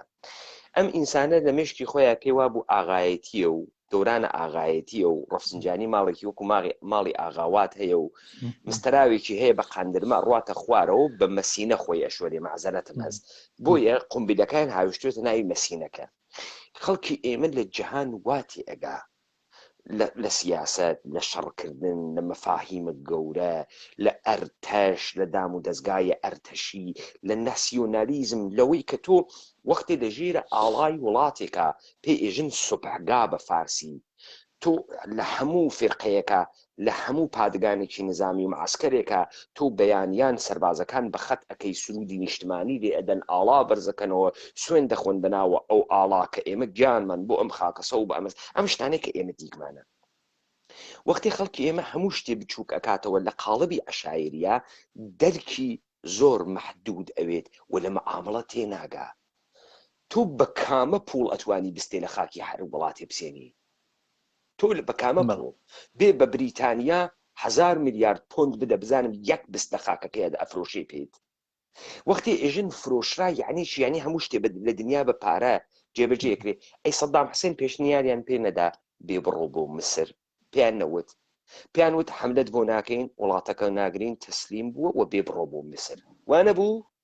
حوسنی مبارەک نەیوت من داڵدەتانە دەم ساڵی 92 سەدام حوسێن بۆ نەڕۆیشت بۆ نەڕۆیشت بۆ خاتری سەدام حوسێن عەزەمەت و شەخسیەت و گەورەیی خۆی وەکو قائیدی عێراق چۆن بەرئەدا تۆ چی ئەدەی بە سەدام حوسێن جێگەی سەروەری وڵاتێ بگرێتەوە چی ئەدەی هیچ بە هیچ پوڵێ ناکڕێت ئۆکەی تۆ خاکە تەوەجۆکەی فرۆشرا و یعنی چی یەک نەفەر تۆ بێژە 10 نەفەر ناتوانێت لە ئەرتەشێکە بەشێ لە وڵاتی بفرۆشی ئیمکانی باوکسە حەوی دەرتێنن کاکە ئەرتەشە عێراق دەستگای ئستخباراتی عێراق بەسەر هەر نەفرێک کە پۆستی پێدا 10 نەفەر جاسوس داهێنێت تەوەجۆکەن خەڵکینە ئەمە بفەهمن فرۆشراوە کاکە خۆ عەشایری نییە فرۆشتوێتی هەروە لە خۆیەوە بیفرۆشی غەڵەتەکای فرۆشی باوک ساحبی دەتێن هەلێ تەقەیریەکەن ئەی کوژن ئەم خەڵکی ئێمە چۆن نەیدیگە یەک پێشمەرگە یەک فەرماندەی خائینی خۆی بکوژێ پێی وایە لە هەموو ئەرتشێکی دنیا وایە بابزانی لەسەر ماجرای فاو محسن ڕزایی یحیا ڕەحیم سەفەوی و بڕێک لە فەرماندەهای ئەو وەختی سپای پاسدارانە خەڵخاڵی حکمی ئێعدامیدان و بە دەخاڵەتی بێتە ڕەهبەری هیچێکیان پێ نەکردن لەسەر ماجرای فاو کە لێو دوای هەڵەبجە اتفاقە کەفێ بەڵێ فەرموو کاک فەرهاد بۆیە من گەرەکمە ئەمە پشت ڕاست بکەم ئەم فرۆشراوە ئیمکانی نییە ئەگەن مەعامڵەی نێو دەوڵەتی نەوێ و دەوڵەتی عێراق خۆی ئیرادەی نەکردوێ هیچ کەسێک بتوانێ و کارە بکە زۆر تاو یعنی هیچەکە لە قسە واقعەکان کە بێ ئینسان واقعیانە بیر بکاتەوە ئەمە قسەکەیە بەڵێ جا ئێمە ڕاستەکەی 14 مانگ وەشەوەکەشی زۆر شەوێکی کارەساتبار و شەوێکی ترسناک و ئەوە بوو بەڵام خەڵک هەر ئومێدیشی هەبوو کە یعنی ماڵوێران نەبێ بە کوردێکی چونکە ئەوەی کە خەڵکی هەڵەبجە هەیە بوو هەر ئەو بوو کە لە ناو شارەکە و لە ماڵەکەی و لە بانکەکەی و لە کوێکوێیەتی هەموو کارەساتێک کە دروستە بێت ئەمانە بۆ خۆی ئیتر ئەمە تۆ لە ئەبێ لە سەرەتای ژیانە دەست پێ بکەیتەوە هەتا 15 مانگ کە ڕۆژ بوویەوە سوپای عێراق تاوە نزیک یعنی سوپای عێراق قشا بوویەوە وردەوردە بە ناو شار و سوپای ئێران و هێزی پێشمەرگە نزیک بوونەوە لە هەڵەبجە یعنی لە دەڵەمەڕۆ کە ئیتر ئەو ناوچانەی بڵین سازان و من معزەرت مەسباب سوالێک لە جەنابەت بکەم لەوانەیە لە گەورەکانی خۆت بیست بێتت بەڵام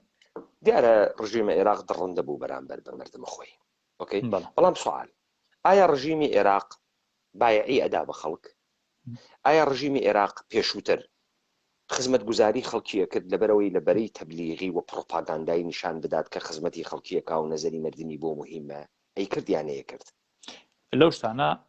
بەڵام تەواو بوو هەموو کارێکی کرد بزانە هەموو ڕژیمێک لە دنیا کە ها لەسەری مردمەکەی بەشێکی پرۆپاگانداست نیشاندا خزمەتگوزارە دڵسۆزە ها بەدەم مردم و من ئەتوانم فکرکەم نەبوو گەم لە عێراقا بەڵام ئەتوانم فکرکەم کە سەحە ئەبوایە بەلاش بووایە بەلاش بوو یا بەلاش نەبوو من لە خەڵکم بیستووە ئەڵێ لە عێراق تۆ پێویستە بەوە نەبوو کە ئیشکەی ئیشەکرد لە بەرەوەی پارەی زیاترە بوێ سابوونی پێت ئەدا جگەرەی پێت ئەدا ڕۆنی پێت ئەدا گۆشتی پێت ئەدا هەموو شتێکی پێت ئەدا وانە بۆچی ڕژیمی عێراق 4 نەفەر لە عەقیدەتی سیاسیەکانی خۆی هەنی حیزبی باس نەهێنێتە ناوی شاری هەڵەبجە بە خەڵکی بێژە خەڵکی هەڵەبجە وەرەتان گەورە بێت دوژمن خەریکەتێت نەشیتی وەتەنی لێبا نشيتي وطني عراقي العراق الحبيب البطل والشعب صدام حسين كس قرانية كرد أيو الشعب البطل العراقي سەدام حوسێن وەختێن بە حکمی مەرگیان خوێندەوە وتی الله ئەکبەر الله ئەکبەر عاش عێراق عاش شعب البەتەڵ عێراق وانە بوو بەتاکید پرۆپاگاندایە کردوانە بوو بۆ ئەم بەتاکید پرۆپاگاندا لە ناوی شاری هەڵەبجە ناکەن هیچ تەمامی تەلاشی ئەوانە ئەمەسە بڵێن شیمال الحەبیب بەشێ لە خاکە عێراقە وانە ئێمە تەقی ئەکرادا شەڕ ناکەین کاکە من فیلمم هەیە سەدام حوسێن خەریکە فێری زوانی کوردیە بێت هەمە لە یوتیوبیش هەیە باشە ئەمانە بۆ نایەن هەر بۆ پرۆپاگاندا خەڵکی هەڵەبجە مەترسن و نەشیتە وەتەنی لێبن و چەک بەنە دەستی خەڵکی و دەوڵەتی ئێرانی و دەوڵەتی شیعە و مەجووس و ئەمانە خەریکە ئەمدەکە بۆ ئەم بەشە تەبلیغیە نییە لە هەڵەبجە ئەمانە بە حزورە کاکە فەرهاد قادر ممکنە کە ئەبێ بە پرسیار ڕژیم بەعس ڕژیمێکی ئیدئۆلۆژیکە لەسەر ئەساسی میشل ئەفلەق و هاتکە بەعسە اشتراکی ڕژیمێکی بە ئیستلاح سۆسیالیستیە لەسەر ناسیۆنالیزمە عەرەب و ئێسیاگە ئەمە بە ئیدئۆلۆژی خەریکە کارەکان نەشیتی هەست بەرنامەی هەست سرودی هەست یەکسری مەفاهیمی هەست چۆن ئەمانە دێنادا لە شارە هەڵەبجە وا لە بیرتانە زێڕە سەدام زێڕە خەڵکە ڕووی ئەستەقباڵی سەدام ئەمانە گشتی کاری حیزبی بەعس بووانە بۆ ئەو لەحزە ورەی وەتەنی خەڵکی عێراقی هەڵناسێنێتەوە بۆ زۆر تاوا بەڵام من ئەمێ لێرە نمونەی کە دۆ باسکەم لەسەر قسەی جەنابەت مەسەلەی بانگەواز و مەسەلەی بڵێ ئیعلاناتی حربی چەند ینی عێراق گرنگی پێدا لە ڕاپەڕێنی کانێژقانە تایاری عێراقی کۆپتەری عێراقی هاوپەیمای عێراقی بە زمانی ئێوە هاتە هەڵەبجە و کۆمەڵی خەڵکی نزیک لە ڕژێمی باسی ئەو کاتی خسە ناوی کە کوردی هەڵەبجەیی بوون خسێ ناو تیارە و ینی بە بڵنگۆی لێبەستە بوو بەسەر هەڵەبجە ئەگەر ڕابانگازێکرد بۆ خەڵکی هەڵەبجە کاتان لێکەی من فلانی کوڕی فلانم داواتان لێەکەم بچنە ماڵەکانی خۆتان دانیشن شار ئارامە هیچ ڕوو نادا ڕژێم دەست بۆ کەس درێژ ناکە یعنی ئەمە ئەو قسەی جەناب زۆر تاوە یعنی بە تیارە ئەو کۆمەڵە خەڵکی کەسەر بە ڕژێمی بەعز بوون بە تیارە ئەگەڕان بەسەر هەڵەبجە و بانگازیان بۆ خەڵکی هەڵەبجەیە کرد کە خەڵک واز لە ڕاپەڕین بێنێت و چێ لە ماڵ دانیشە سەدام هیچ بەرامبەر بە کەس ناکە بەڵام لە کارە ساتی کیمیابەرانی هەڵەبجە و لەو چەند ڕۆژەی کە شەڕە لە دەوروبەری هەڵەبجە و ناو هەڵەبجە هیچ حملێکی لەمە نابینین بۆیە پێشین جینۆساید بۆیە پێشین جینۆساید ئەم کارانە ئەبینین کە ئەگەین بەوەی کە جینۆسایدە پس جەنابەت ئێژیت کە ڕژیمە سەدام حوسێن وەکو هەر ڕژیمێکی ئیدئۆلۆژیک و هەر دەوڵەتێک گەرە کەسی لەبەرەی تەبلیغی وە ئەم شیعارانەی کە خۆی ئەیدا ڕعایەتی کە چون ئەمە ئارمانەکانی حیزبی بەعسە دروستە کاکەگیان وە جەنابەت ئێستا باست کرد کە هاتن وتیان خەڵکینە و مەژڵە ژێن و نیگەران نەبن و حکوومەت دەست بۆ ماڵ ڕاپەڕینی هەشتا حوتا یعنی دەمانگ پێش لە کیمیابەرانی هەڵەبجە کاملا دروستە وەێ ئەمە اتفاقا ناکات وەختێک لە کیمیابەرانی هەڵەبجە نابینێت کاتە ڕژێم کاتێ هێزی ئێران نزیکە بێتەوە لە هەڵەبجە بەڵێ ئەویش هێزی شیعە وایشە دەوڵەتە عێراق لێ بترسێ ئەویش لە کامە محوەرۆتێت لە محوەری سنی نشینەکەوە تەوەجۆکەی ئێمە با هەر بیوێنە سەر مەسائلە ئیدئۆلۆژیکی تر هێزێکی شیعە وا گەرەکی کەربەلا بگرێ و لە کەربەلا بڕوا بۆ قودس خەریکە لە منتەقەی سنی نشینە وارە دەبێت ئیستا مەشیایە ڕژیمە سەدام حوسێن لە بەرەی سنیەکەیش تەبلیغی بکردای بەرزەدە ئێران ئیستا مەشایە چوار مەلای بە هاوردای بە بڵۆنگۆکانە ئێلامە جەهادیان کردای بۆ نایکە نەیکرد بەڵێ نەیکرد لە ڕۆژی 15 مانگە سەر لە بەیانی کە ئێمە یانی خەو نەبوو بڵێنی خەو بەڵام ترۆکۆی کە ڕۆژ بووی و بەرچاومان ڕوون بوویەوە تاو شەڕەکە نزیک بووی لە هەڵەبجە و ئیتر ڕژێمی عێراق وردە دەکشەوە بە ناو هەڵەبجە و ڕژێمی ئێران نزیکە بوویەوە لەگەڵ هێزی پێشمەرگە هەتا نیوەڕۆ ئێمە شایەتی ڕووداوەکان بووین هەتا نیوەڕۆی 15 مانگ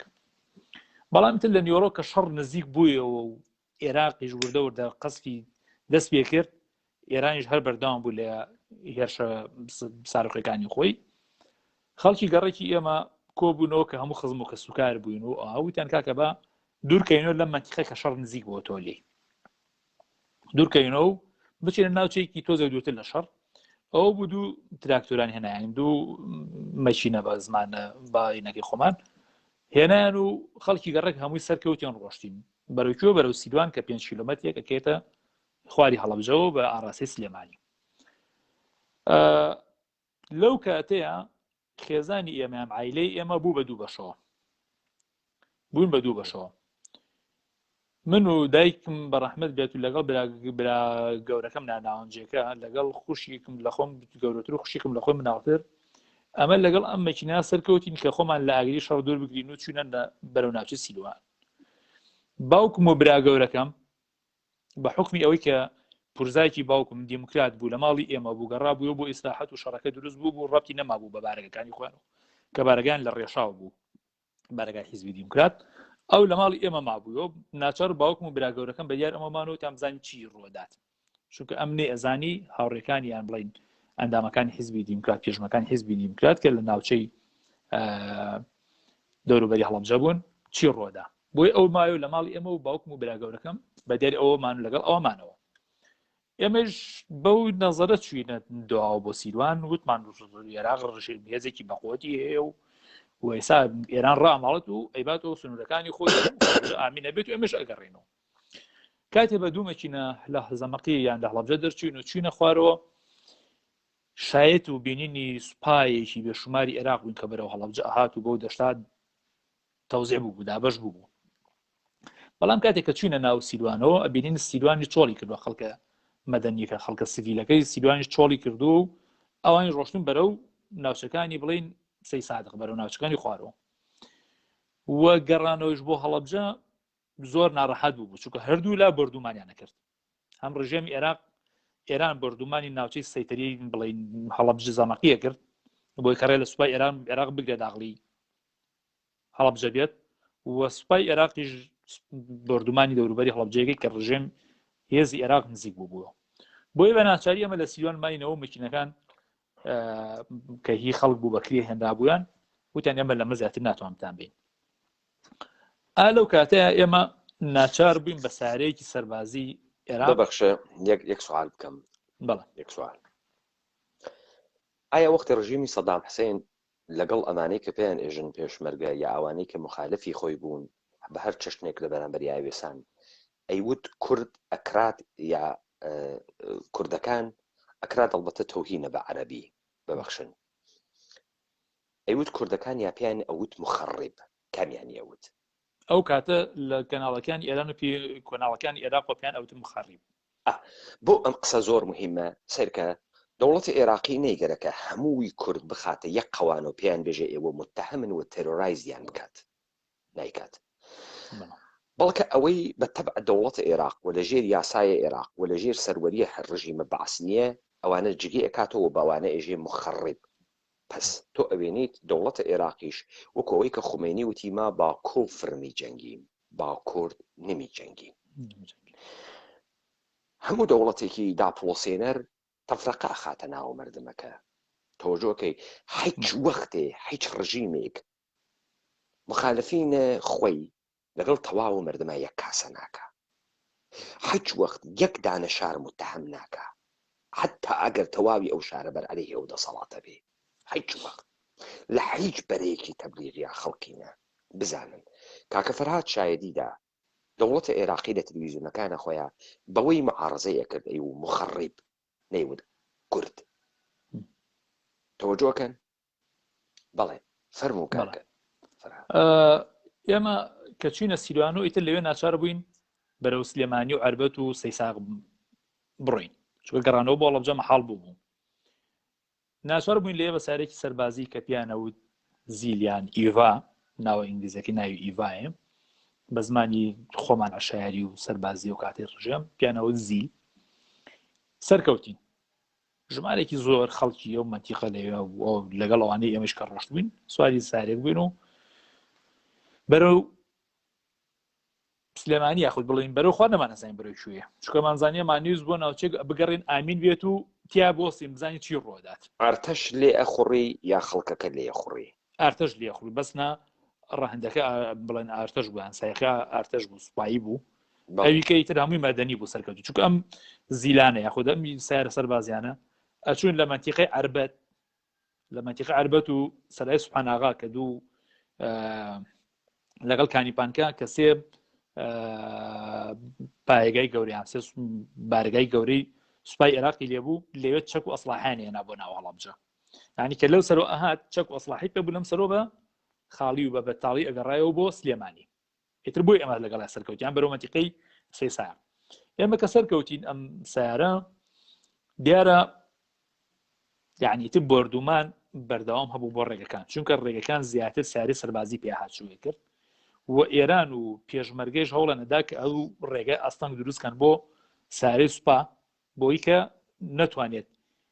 هیمداد بێنێتە ناوەڵە بجەوە چەک وەسڵحە بێنتە ناوەڵە بجەوە هێزی پشتیوانی بێتە ناوەڵە بجەوە بۆیە ئێمە لە سیروان دەرچوین بە تایبەتی لە پردی زەڵم کارەساتێکی زۆر گەورە ڕووی ئەدا لەوێ بە بەردەوامی تۆپخانەی ئێران بەردومانی پردی زەڵمیە کرد بۆ چونکە وکوتمان بۆ ئەوەی سوپای عێراق پەک بخان نەتوانێت هێز بگەێنێتە ناو هەڵەبجەوە و یعنی ئەگەر بیشیگەێنێت لاواز بیگەێنێت یعنی ئەو بە خێرایی سوپان نەگەێنێت ببەخشم معزەرەت ئەمە نەزەرە جنابتە یا خەریکی تەحلیلیەکەی بۆ کاک فەرهاد ئێمە ئەزانین لەشکر و ئەرتەش بەش مهندسی هەست مهندسی کارە مهندسیەوە سەر جادەکیشی پێڵ و پردی موقت سەربازی موقت حتا بەسەر ئێران کە تەماشاکەی لە کەرخەوە کە گەرەێکی عملیات بکات پێڵی متحرک دانێ بەسەر کەرخەوە ڕووباری کەرخە کە حتا تانک بەسەریەوە بڕوات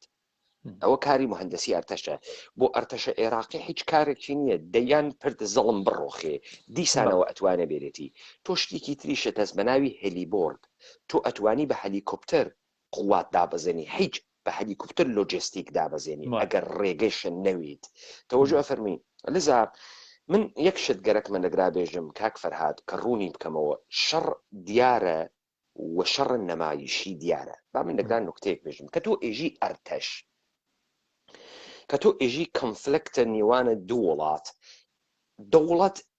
دەوڵەت زەخائری نامەحدودە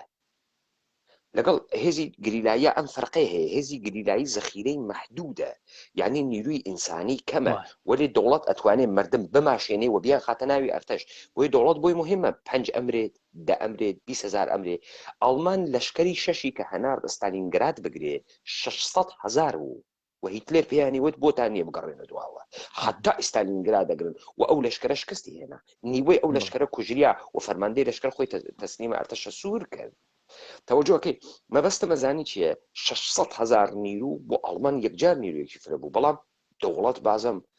بۆی مهم نییە یعنی ئەوەی کە ئێمە بوێنین لە نێوانی شەڕێکە شەڕێکی مەعاملەیە 4,000 نەفەریش بمرن لە لەشکری یەکتری بۆ دەوڵەت هیچی نییە هیچی نییە بۆیە خەڵکی نەخەڵەتێ ئەو کوڕی خەڵکی بە کەسی چڕبتێکی هەست با بمرێ تەوەجۆ فەرمونون بەڵێ فەرمونون جا من ئەگەر ئێمە کاگ پەیمان ئەگەر نەخشەی هەڵەبجە بزانین ینی شارەزاییکی نەخشەی هەڵەبجەمان هەبێت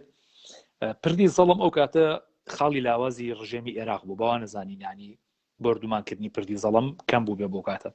بە دوو هۆکار هۆکاری یەکەم وەکو باسمان کرد 75 کیلۆمەتری هەڵەبجە لە باشووری بڵین لە باشووری ڕۆژهەڵاتی ڕۆژئاوایەوە هەتا وەکو باکووری لە باشووری ڕۆژهەڵاتی تا باکووری ڕۆژئاوای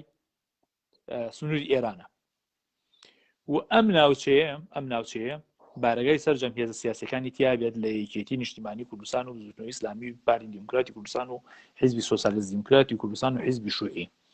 ناوچەیەکی حدودیە بێت و ڕژێمی عێراق لەو سنوورە زەعیف بوو بە خاڵی دووهەم کە پردی زەڵم بوو ئەو زەرور بوو ئەو ساڵێکی زۆر باران بوو یعنی و کورد زمانە کوردواری خۆیانەوە تەڕە ساڵی بوو بەڵێ ئاوی سیروان کە ئەکەوێتە ڕۆژ ئاوای هەڵەبجەوە بەوەی بەنداوی دەربەندی خانەوە ئاوەکە یعنی بێشمار هەڵسا بوو یعنی ئاو گەڕاو هەتاوەکو کەم خاڵی کاک فەرهاد تۆ خۆت ئیستا ئیشارەت پێکرد ببەخشە هیچ تەواوە مردمە هەڵەبجە ئەزانن مردمە هەڵەبجە بە قایمەتی ئێژن ئێمە مسلحکەن دەنگۆی هاتنە ئێران دروستە حتا ئەگەر ئەمە شایع بێت حتا ئەمە ئەگەر شایع بێت کە تەحڕکاتە عسکەریە ئێران هەواپەیمای شناسایی عێراقی ئەگەر حتا استخباراتیشی نەبوو بێ ئەزانێت لەذا تۆ پێویست ناکە ئەزانی چۆنە چەرمەکەسە خواردی ئێسی تۆ لە ڕۆژێکا کە کەوتکیتە ژێرە هێرش تەدارۆکات بگەێنی فلسێ ناهێنری بزانە با من ئەمانە بێژم خەڵک ئەمە نازانێ بۆ قواتە ئیسرائیل هەر کەسێتەکان ئەخوادەیەدا ئێستا لە سووریە فۆرەنەدا لە فڵانە پادگان بۆ لەبەرەوەی خاکی ئیسرائیل چکۆرەیە بچووکە خاکی ئیسرائیل تحملی ئەوەی نییە تهدید بالقوة بووێ بالفعل بووێ و بێتە ژوورەوە کە بالفعل بوو و هاتە ژوورەوە خاکی ئیسرائیل قابل دفاع نییە خاکی ئیسرائیل بەقەدەر محافظەی کرماشانە ناتوانێت دفاعیکە رووسیە خۆ نییە اوكي تو دكتورين دفاعيه عراق اسرائيل امسا بمحزه بزانيت كسي تهديد لي ادا شو تحملي تهديدي لي دكتورين دفاعيه عراقي شو قالت تو بمحزه تهديد اويني شيء لنا دما خفيكي يم تهديده امريكا تو روج الشر دوای کورد شتێکی هەز پندێکی زۆر ئەڵبەتە مەجلسینیە وەلێ ژێ دوای فلانە شت و قوچانی ئاخر کاتیجان تۆ تووشە شەڕەکە بووژی هات کەسە ڕۆژەکەەوە وا لە بەردەمتا ئیستە تەدار و کات ئەگەیەنی ژێ کابرایە لە پاوە حەزیەکرد لە ژنێک و جوانی ژنەیش بە جوانی ئیهمالی کردبوو دەی گۆزەشت کابرا پیر بوو بۆ 70 ساڵی لەبەر مزگەوتی پاوە دانیشتوو ژنەکە تێپەڕی وتی سڵام فلانە کەس وعینەکەکەیەوە تەماشایەکی کردوتی ئیسە ئیستا حیچەکەم پێوە نەماگە و پیرم و لە کارکەوتگەم دەوڵەتە عێراقی تۆ خەبەرە بووکە تۆ ئەتزانی حەملەکرێ خەڵکەکە داوای تەسلیح بوونی کرد سەنگەرە دروست نەکردە خۆتە بتەو نەکردگەسەوە تەچیزاتە نەهاوردگە حیچێکە نەکردگە چۆنە تۆ لەسەر ماجەرای کانی عاشقان فوج خەفیفە ئەگۆزی تۆ بیری لەکەی تۆ جارێکی ترە متفاقە نەکەفی لە خەڵکێکی سیڤیلی بێدەسەڵات کە ئێژێ مەسا ئەلمەوتە سەدام بەجێوەی بێژێ بڕۆح بدەم لە بێکیا سەدام چۆنە تۆ تەدارۆکاتە نەکردگە بەڵام ئیستە نەمایشە شەڕەکەی بۆ ئەم نەمایشە شەڕە ئێشی دنیا باوەڕیکە دنیا ئیشێ باوەڕیکە خەڵکی عێراق باوەڕیکە خەڵکی ئێران باوەڕیکە فەتح الفتوح کریاگە پس تۆ ئێشێ لەگات تەقەتەقکەی بزانە حیزبی دموکرات و کۆمەڵە پارتی و یەکێتی ئێشێتەکە دەوڵەتە ئێرانە مەشغوڵ بن خەڵکی ئێمە چۆن بزانێت کە دموکراتەکە ئێران شەڕەکە خەڵکی ئێمە خۆتەوانی نییە بفەهمێ دوژمنایەتی تەکە ئێران چی شکڵیە چون ئەمە لێدوانی سیاسی گەرەکە عقلی سیاسی گەرەکە بزانی پێگەی مەشروعیەتە ئێران وا دەکیا کە حیزبی دموکرات لێدا خەڵک ئەمە نازانێت وەێ خەڵکێک چ دەزانێت دوو نەفەرتەک یەکتریا شەڕیان کرد خوێن چووە بینیان تەواو ئەوەی تر دوژمنایەتیەکە تەواوە سوال دێ ئەگەر دوژمنایەتی بەخوێن ڕشتنە چۆنە کۆمەڵە دموکرات لە یەکتری 1000 نەفەر ئەکوژن دوێداش ڕفیقن چۆنە ساڵە 92 تا 96 پارتی یەکێتی 36,000 نەفەر لە یەکتری ئەکوژن ئەگەر یەکتری ئێستا بەرادەرن تەک یەکتریا تۆم کولەکە ئەشکێن و پرتەقاڵ و مۆس پاکەکەن و تەک یەکتریا ڕێەکەفن ئێوە ئیشی ئەمە بفەهمن و ئیشی ئەوە بزانن کە داستانە دوژمنایەتی کردن شەڕ نەمایشی چه شکلیە بۆ ئەو مهم نییە کوڕ خەڵکیە کوژێ وەلێ من ئیستاگەر حیزبێدانێم کوڕە ئێوە بەمۆ کوشت خۆمم گەورە کردگەسەوە ئەوڵان ئێوە هەمووتان حەز بە منەکەن تازە بگنۆ خانەوەدە شەهیدی من هەڵخەنەوە داخەنەوە ناتوان بێژن کوڕەکەمان کوڕ خراوێ بووە پس من ئێوە خەریکم ئەەکەم بە تەرەفدارە خۆم پاشانیش نیشان ئەدەم یە کارێکی کەم جددیەوە لە هیچێکی جددی نییە حج تۆ ئەوێنی نە کۆمەڵە نە پارتی نە دموکرات سوال ئەگەر دەوڵەتە عێراق دوژمنی ئومەتی کوردیە ساڵی 2003 پارتی یەکێتی بۆ دەوڵەتی عێراقدان بۆ داهێنن سەدام حسێن پیاوکوش بوو مالکی نییە ئامری نییە کێ پیاوکوژ نییە کە تۆ ئەڕۆی تۆ دووبارە دایانی بۆ من ئەمانە ئێژم با خاص لە یەکتری بفەهمیم کە کوژیانە 1000 نەفەر لە نیرو لە بینی یەکتریا 10,000 نەفەر لە بینی یەکتریا نیشانەی شەڕ جددی نییە ئەمە نەمایشە شەڕە ئەمە تەئاترە شەڕە تا ئێمە داستانێ باوەڕکەین شەڕ جددیە زانی کامە بوو ساڵە 2003 لە بیرتان تێ حتا تەکریتیش گیرە ئەم قەسر مقاومەتی کرد حتا تەکریت گیرە بەغا ڕۆخا بوو ئەم قەسر مقاومەتی کرد من دەبینم تی ئەلجەزیرە مقابلەیە کرد ئەوە شەڕی جددی بوو ئەوانەی ئەم قەسر چەکیان دانایە تۆجۆکن وەلی بەغاش گیریا بوو تەنکە ئەبرامز ئەمریکای لە ناوی یەکە ئەمریکای لە ناوی شاری بەغا بوو تەوەجۆ فەرمونون بەڵێ کاکە فەرهاد ببەخشە من ئەمانەی هەر چون اتفاقا ئێوە قەشەنگ ئەڕۆن بۆ بەحسەکە مەجال ئەدەن کە من تەوزیحاتێکی ئەساسی تر بدەم کە دادگاکە بتوانێت پل بە هاوێ خەڵک بتوانێت خاستر و جارێکی تر سەر لە نوێ ذهنیەتی خۆی داڕژێنێت و بیری لێ بکە پرسیاری بۆ دروست بێت ئەمەی کە جادەیە سلێمانی وە پرد زەڵم دریاگەسە ژێرە تۆپبارانە دەوڵەتە ئێرانی یەکێکی ئەمەسە خەڵکاڵە بجێ دەرنەچێ و مهمترین ئەمەسە خەڵکاڵە بجێ دەرنەچێ چون خەڵکاڵە بجێ دوو ڕێگەی هەست یا ئێران یا سلێمانی کوێ بڕوە ئێران ڕێگەی سلێمانی لێگرتدا لە 7,000 خەڵکە سڤیل فقط شارە هەڵەبجێ نە قەزای هەڵەبجێ خەڵکی ڕێگەی لێ گیراگە بڕوا بەرەو سلێمانی ئەمەسە خەڵک لەم وەسەتە خەریکە وا لە نێوانە دوو بەردە ئاشا خەریکە ئەحاڕێت بەڵێ فەرموو بەڵێ دیارە بەپی تەوزیعاتی بینی هێزەکان کە ئەو فەرماندانی پێشمەرگە کە لە ئێسای بیرۆرەکانی خوانە نووسنەوە تەوزیعاتەکە بۆ شێوازە بووە کە ناوچەکانی ڕۆژهەڵاتی هەڵەبجە و بەرەو باشووری ڕۆژهەڵات و بەرەو تا ڕادێکی تا ڕادێکی باکووری ڕۆژهەڵات کە بە شاخی باڵام بۆ شنووریەک دێتەوە ئەمە یەکێتی نیشتیمانی لێەوە لەگەڵ سوپای ئێران بێت بەڵام لە ناوچەکانی باکووری هەڵەبجەوە کە مەنتیقەی هەورامانەت و خورماڵ هەڵگرێتەوە هیچ پارتی لێەوە لەگەڵ سوپای عێراقا بێت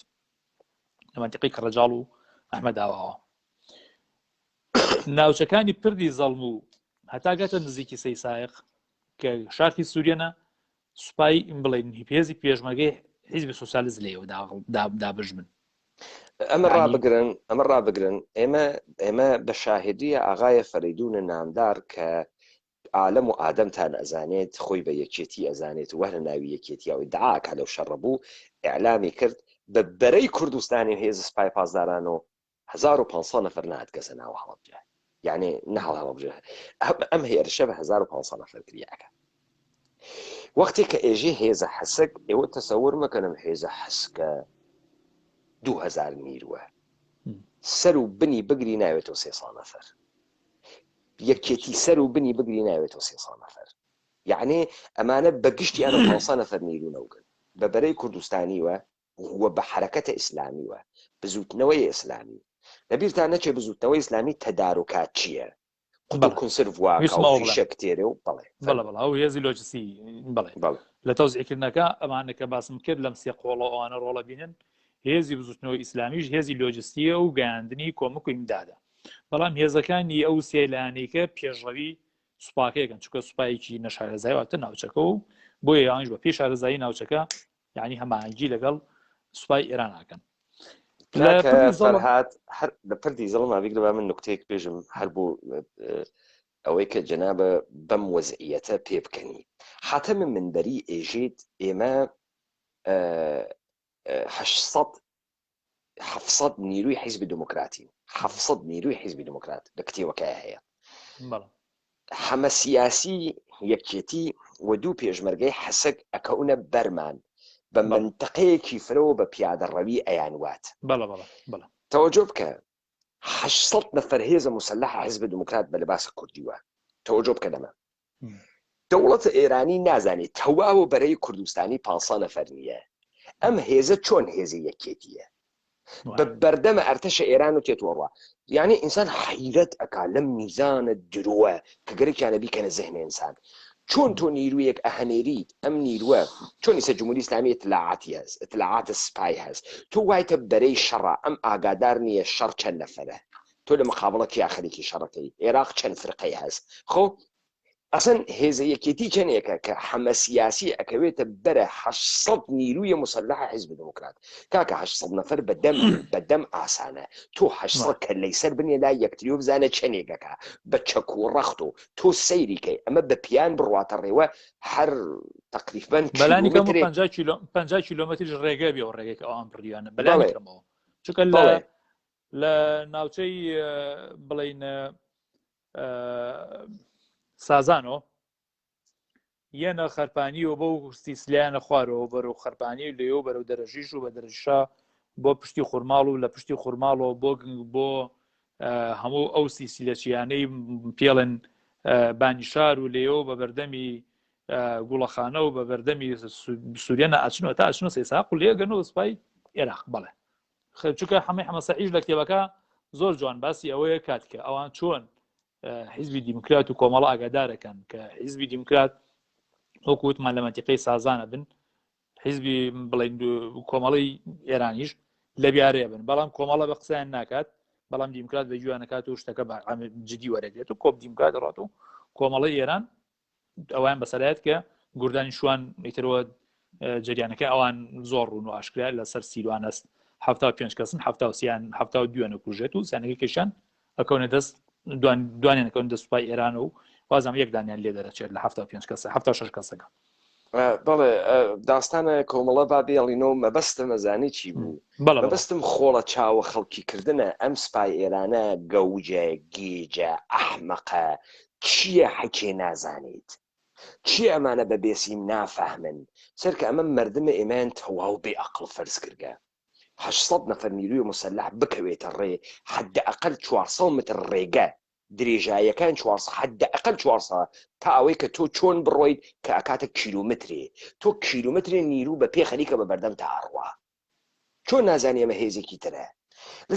لەزا من ئەمانە ئەم دیمەنانە ئەدەمەقە یەکتری و تا بزانن خەڵکە ئێمە چۆن گەوج بووگە چۆن گەوجیان کردگە خۆ گەینە پردە زاڵم کاکە فەرات فەرموو بەڵێ لە پردی زەڵم ئەو کاتی کە ئێمە گەشتنە پردی زەڵمەوە وەکو وتمان بردومانێکی بێ ئەندازەی تۆپخانەکانی ئێران هەبوو و لەوەیش کارە ساتر کە ئەو دەقەی کە ئێمە گەشتنە پردی زەڵم بارانێکی بەخوڕ ئەباری بارانێک یعنی تەسەور نێکە تەنها بارانی لە ناوچە هێڵی ئیستیوا ئەو بارانە ئەباریە کە من ئەو ڕۆژە لەو شوێ نابینیم یعنی ئێمە لە ناو زیلێکی سەربازیە بووین ئەم زیلە سەرێکی گیرا بوو ینی بڵین چادرێکی پێوە بە زمانی خۆمان چادرێکی شەڕ یعنی کە ئێمە هەتا گەشتینە ئەو ناوچەیە لە پردی زەڵم هەتا ئەگاتە منتیقەی گامێشتاپە کە مەسافێکی تقریباً 3 کیلۆمەتریەکە بارانێک ئەباری شوێنی وشکمان نەمابوو لە ناوم سیارە ئەم بارانە و ئەم تۆ بارانە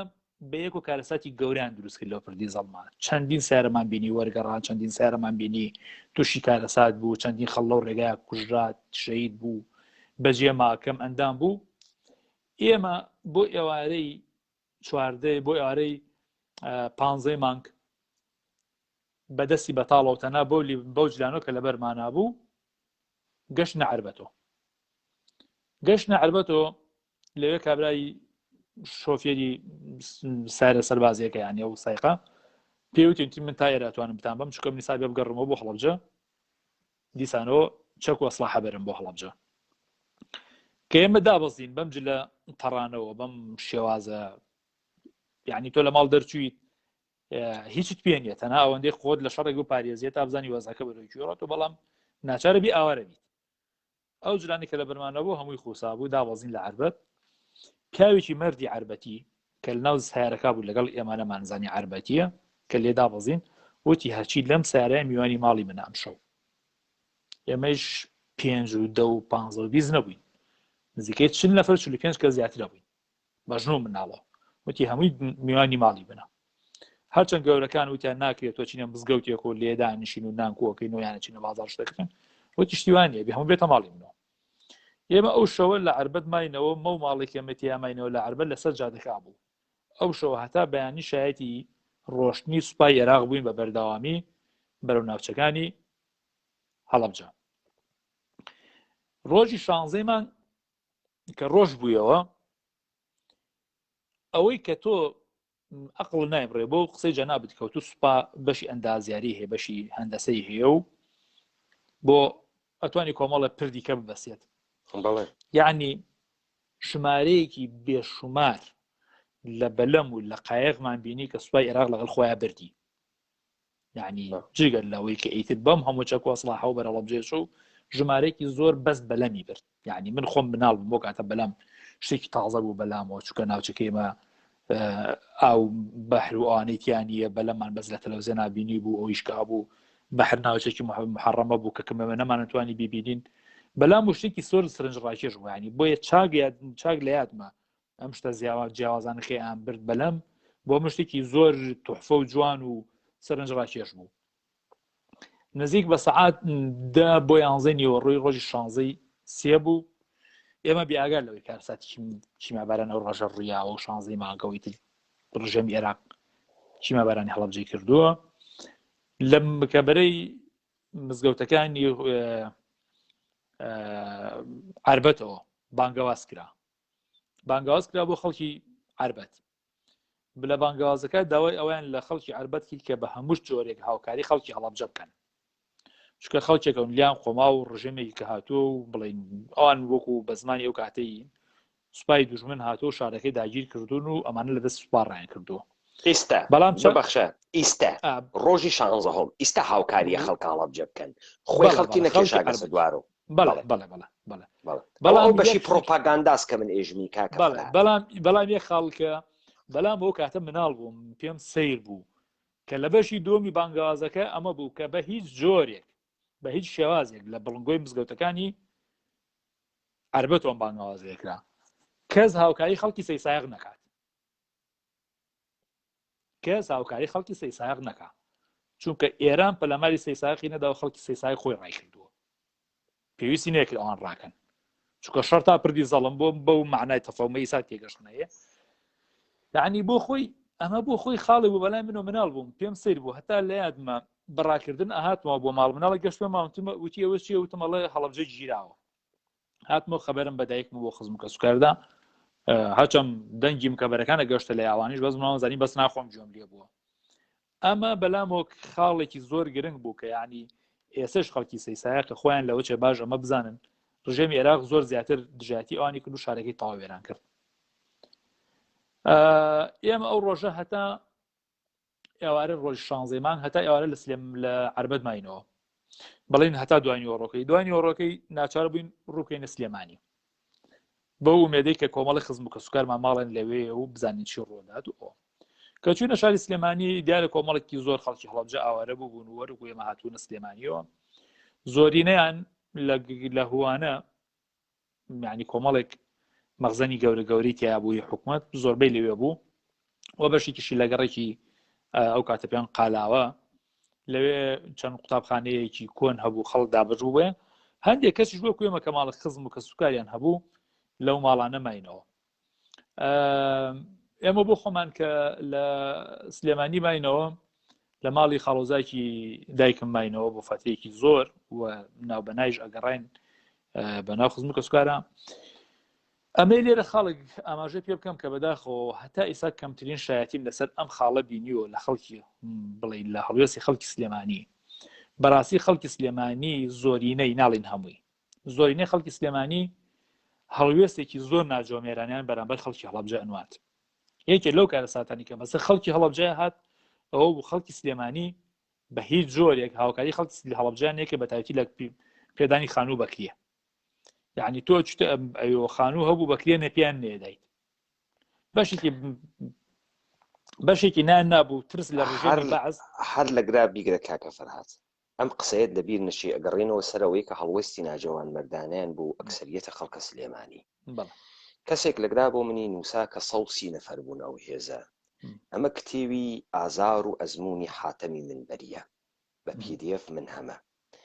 حاتەمی منبەری ئێژێ هەرسهێنانی سوپای عێراق و زاڵبوونی هێزی ئێران بەسەر ناوچەی بەریری شارەزووردا ئێستا ئەیدی ئێمە پاش گیرانی هەڵەبجە و زۆربەی هەرە زۆری ناوچەکان لەلایەن ئێرانەوە لەم دۆڵە بچووکەدا لە گەماوەرەوەی دەیان هەزار پاسدار و سەربازی ئێرانیدا بوو ژمارەی ژوورەوەی 500 کەسدا بوو بەڵام بەهۆی ئەوەی کە چەندین ڕۆژ بوو لە حاڵی شەڕ و ئامادە باشدا بووین بە تەواوەتی ماندوو لەوەش خراپتر بێ ئیمکانات و برسی بووین ئەو ئێژێ لە نێوانە 500 تا 700 کەسە و ئەمە چوار لاپەڕەس بە خەسی لەسەر ئەمە بەحسی کردگە ئاغای حاتەمە منبەری کە خۆی وا لە ئەوەیە و من بعدەن تێمە سەرە ئەمە ئای خوێنمەوە سابتی ئەەکەم لە زوانە حاتەمە منبەری ئەگەر دەنگە ئێمە ئەبیسی ئەتوانێت بەشدار بێ و بێ شەهادەت بدات و من بە پرسیارکردن ڕاستی و دروسیە شەهادەتەکەی دەرئەخەم ئەمان نوکتەیەکی فرە مهم کە جەنابەت لەگرا بەحست کرد من دەستخۆشی لە جەنابەت ئەەکەم ئەزانی بۆ کاکە فەرهاد ئێمەی مردمی کورد ئێشێ لەگەڵ حەقیقەتەکەی خۆمانان ڕوبەڕوو بووین و تا بزانین لەکوێ لێمان قۆمیاگە. ئێمە خەتا بە سیاسی و حیزبی نادەین خۆمانەوە خۆمان بێژین فرە شەریفین و فرە کوڕە خاسێن و بەڕاستی ئەیبمانتیانە. ئێمە ئەیبیشمان واتیا حەسادەتیشمان واتیا ئێمە خراویش ئەکەین وە کردگمانە لە حەقی یەکتریا زوڵمان کردگە بەرامبەر بە یەکتریش خاسیش نەبووگین. ئێشێ ئەمانە بێژین تا بتوانین ئەمانە دەرمانکەین. بەڵام من شتێکە وێنم کاکە فەرهاد، دوای ساڵە 92 و ڕاپەڕینە 91 کە سەر بە یەکێتی و پارتی بوون مەرغوب بوو، گشت کەسێ گەرەکێسی لەم خوانە سفرەیە ئینقلابی بوونە گەرەکێ بەشێ بۆ خۆی دادڕێ بەشێ بۆ خۆی دادڕێ. مەسەلەن دوێکە کاک ئیسماعیل بەڵخەیی لە قسەکانیا وتی و من نەمگەرەک بوو لەوێ بڕۆمە سەرە ئەوەی کە ئەمانە ڕاست بێژم یا درۆ بێژم، دوێکە خەتا بە سیاسی ئەدا وتی کە زاتی نەبوو لە ئێران قامک بووە بۆ خەڵکە هەڵەبجە، دەرسوێتێک کە خەڵکە هەڵەبجە ئاوارە بوو عێراقی بوو و دەوڵەتە ئێران وەکو ئاوی خواردن ئیتوانی گشتیان بکوژێ و هیچ کەس پێشی پێ نەگرێت. دەوڵەتە ئێرانی بەرامبەر بە مردمەکەی خۆی ئاوا نەبوو، بەرامبەر بە هەڵەبجە ئیتوانی هەر کارێ بکات. تەوەجۆکەی ئەمە خۆخەڵەتاندن و خەتا بە سیاسی و حیزبی دانە ئەم تەبلیغاتە وەڵا گشت کەسێ خاز بوو نەوەڵا خراو بوو. خەڵکی ئێمە ئیمڕۆ ئەترسێ بێت قسە بکا شەهادەت بدا. ئەو وەختە لە ڕژیمە بەعس نەترسیا، لە پشتە ناوە ترسیانە لە ڕژیمە بەعس کاورا 2000 کارە نابەجێشی کردگە و ئێمە ئێشێ ئەمانە بێژین، نە ئەوەی کە ئیستا لە تریبونە حیزبی و من گوێ ئەگرم ئێژێ لە 175 خەڵکی جاش خەفیفە بووگە. من گوێ لە تەلەڤیزیۆنەکانە هەرێم ئەگرم ئەگاتە بەردەمی هەر کەسێک ئێژێ کاکە ئێمە ئەمەمانە نەکرد ئەمەمانە پێ بێت، ئێمە شۆڕشمان نەکرد. تۆ لەکوێ شۆڕشە کردگە کاکە؟ بۆ ئێمە خۆمان ئەخەڵەتێنین بە کامە ئیلتیجا بە کامە ئیدئۆلۆژی تۆ شۆڕشە کردگە چۆن کوردایەتی کردگە وا حکمەتنیکی کوردی نێوە دەسۆ بۆ ئەمە بووگەسۆ مردمە ئێران تەلەڤیزیۆن نزیکیانەوێت و ئێژێ ما ئینقلاب نەکردیم، معلوم نییە کۆنە ساواکی وگە، معلوم نییە چ کارە وگە، یەک نەفەری لێ نەکوژیاگە، یەک لەحزە سیاسی نەوگە، لە هیچ حرەکەتی سیاسیە بەشداری نەکردگە. بەڵام ئەمە بووگە بە مەرغوبیەت. هەروە کە جەنابە ئەزانی وەختە سەدام حوسێن من لە بیرمە ساڵی 2023 کە مقابلەیان ئەکردن لە تەلەڤیزیۆنی عێراق بڵاوی کردو ئەلجەزیرە ئەیدا میکرۆفۆن نزیکی هەر کەسێ ئەوە کاورە لە خۆی و ئاهاتە حەشۆکە ئەیوت بڕۆح بدەم لە بەیک یا سەدام وابوو یاوانە بوو. بۆیە ئەم سەداقەتەی ئێوە جێگەی ئەوەسە کە ئینسانەکان دەرسی لێ وەربگرین تا ئێمە بزانین ئێمەکەین. گەینەوەی کە کاک فەرهاد وتی خەڵکە سلێمانی ئەکسەریەتیان نەیوت ئەقەلیەتیان، ئەکسەریەتیان بەرامبەر بە ئێمە هەڵوێستێکی جوانیان نەکرد. ئیستە فەرموو کاکە. جا بۆی کە هەر بۆ پشڕاستی ئەوە ینی با من ینی بۆی کە یەک تۆز هەنگایەک بنێم بەسەر ئەوە زۆرینەی هاوتەمەنەکانی من هەڵەبجەیەکان ئەوانەی کە قوتابی بوون لە سلێمانی هەز ئەەکەم بچن ینی یەک بێگ مقابلە بکرێن هەڵوێستی ئەو کاتەی مامۆستا و ئیدارەی قوتابخانەکان بەرامبەر بە تەلەبەی هەڵەبجەیی چۆن بووە. کەسیان نیە چەندی جار سوکاتی پێ نەکرابێت لە قوتابخانەکان لەسەر هەڵەبجەیی بوون. یعنی ئەوانەیشی کە کەوتبوونە لای سەدامەوە کە دوایە کە هەوەیەکیان بۆ کردبوون پیاون نازەهین ئاوارە بووەکان ڕێزیان لێ گیرا، دوای خانوویان پێدرا لە هەڵەبجەی تازە پارەیان پێدرا. ئێمە کە چوینە سلێمانیەوە هەتا وەکو حەڤەی 3 هەتا حەڤەی 4 لە 16ی 3ەوە بۆ حەڤەی 4 یعنی ماوەی 32 ڕۆژ ئێمە لە سلێمانی ماینەوە. لەم 32 ڕۆژەیە ڕۆژ نەبووە چەندین خزمی خۆمان بە دایکم و بە براگەورەکەمەوە کۆڵان بە کۆڵانی سلێمانی نەگەڕێن بۆ یەک ژوور بەکرێ، تەنها یەک ژوور بەکرێ بیگرین تا بەرچاومان ڕوو نەبێت و ئایا باوکم و براکەم ماون یەنۆ بەدەمانەوە لە کاتێکا کە ئێوە ئاوارەن لێتان قۆمیاگە پێپەتین پوڵتان نییە، ئێوە وەزعیەتیان نییە، کارتان نییە، پیاوەکانتان لەگەڵتانان نییە، فرێک ئێشێ ببەخشە با من ئەم نوکتە بێژم، با من باسە ئەخلاقە کوردی بکەم. کاکە فەرهاد لە سەرزەمینە ئێمە حتا 50 ساڵە پێشیش کە ئەم دەوڵەتانە هاتن مسافرخانە نەبوو، هۆتێل نەبوو، هەر کەسێ ڕێگەی بکەوتە بەرە ماڵە، هەر کەسێ غەریبە هەر کوێ بوایە شەو ئەیان بردە ماڵ. نانیان پێدا لەم ئەواخرە ئەگەر لە جێگەیەکیشا هەتا 30 ساڵە پێشیش من لە بیرمە شارهای بچووکێ وەکو جوانڕۆ و پاوە و ڕوانسەر هوتلی نەبوو غەریب ئەهاتە ناوە بازار ئەگەڕیا خەڵکی زانی غەریبە ئەیوت غەریبە کوێی شەو ئایان وردە ماڵ ئەڕووی لە مزگەوتەکەدا ئەنی شەو ئایان وردە ماڵ چۆنە ئەم ئەخلاقە مەجیدە کوردیە نەما چۆنە نەما خەڵکی هەڵەبجە ئاوارەز خەڵکی هەڵەبجە لێ قۆمیاگە بەڵام لەگرا یەک چەت هەز خەڵک ئەترسێ لە ڕژیمە باعس بۆچی ئەترسێ لە ڕژیمە باعس تەوجۆکەی پس ئەمە تەلاشێکە کە لە شارە سلێمانیا نسبەتی خەڵکە هەڵەبجەیە ئاوارە لە ناوە خاکە خۆیانە لە ناو شارە خۆیانە لە ناو مردمە خۆیانە هیچ ناکەونە بەرتەرەحمە ئەم مردمە ئەکسەریەتیان بەکریش وتاقیان نادەنێکرێ بەڵێ فەرموو جا من کاک پەیمان با لێرە خاڵک بڵێم ئەو خەڵکی هەڵەبجە کە ئاوارە بوو بچوو بە سلێمانیەوە بەو شێوازە بوو ژمارەکەی ئەوەنە زۆر نەبوو بڵین ئەگەر لە سلێمانیە ماڵە جێ بکاتەوە ڕێژەم پێزانێت و ئەم هەموو هەڵەبجێ ڕژاتی ئێرەوە یعنی ژمارەکەی ژۆنە زۆر نەبوو یعنی تۆ وەرە سەی هەڵەبجەی تازە بێت کاتێکا دروستە بێت نزیکەی 2000 ماڵێکە یعنی 2000 عائیلە کە زۆربەیشان ئەوانەی کە یعنی زۆربیان دواتر لە ڕێی ئێران و بەڕێی قاچاقی هاتنەوە خۆیان تەسلیم کردەوە و خانوویان وەرگرتووە یعنی پێش لە عەفواتەکەی سەدات ئەوەی هاتەوە خۆی تەسلیمی حکومەتی عێراق کرد خانووی پێدرا یعنی 2000 ماڵ یان ئەوە سیرەکەین لە سلێمانیا جێگەی نابێتەوە من بۆی کە ئایم بکەین ئەی سوالێک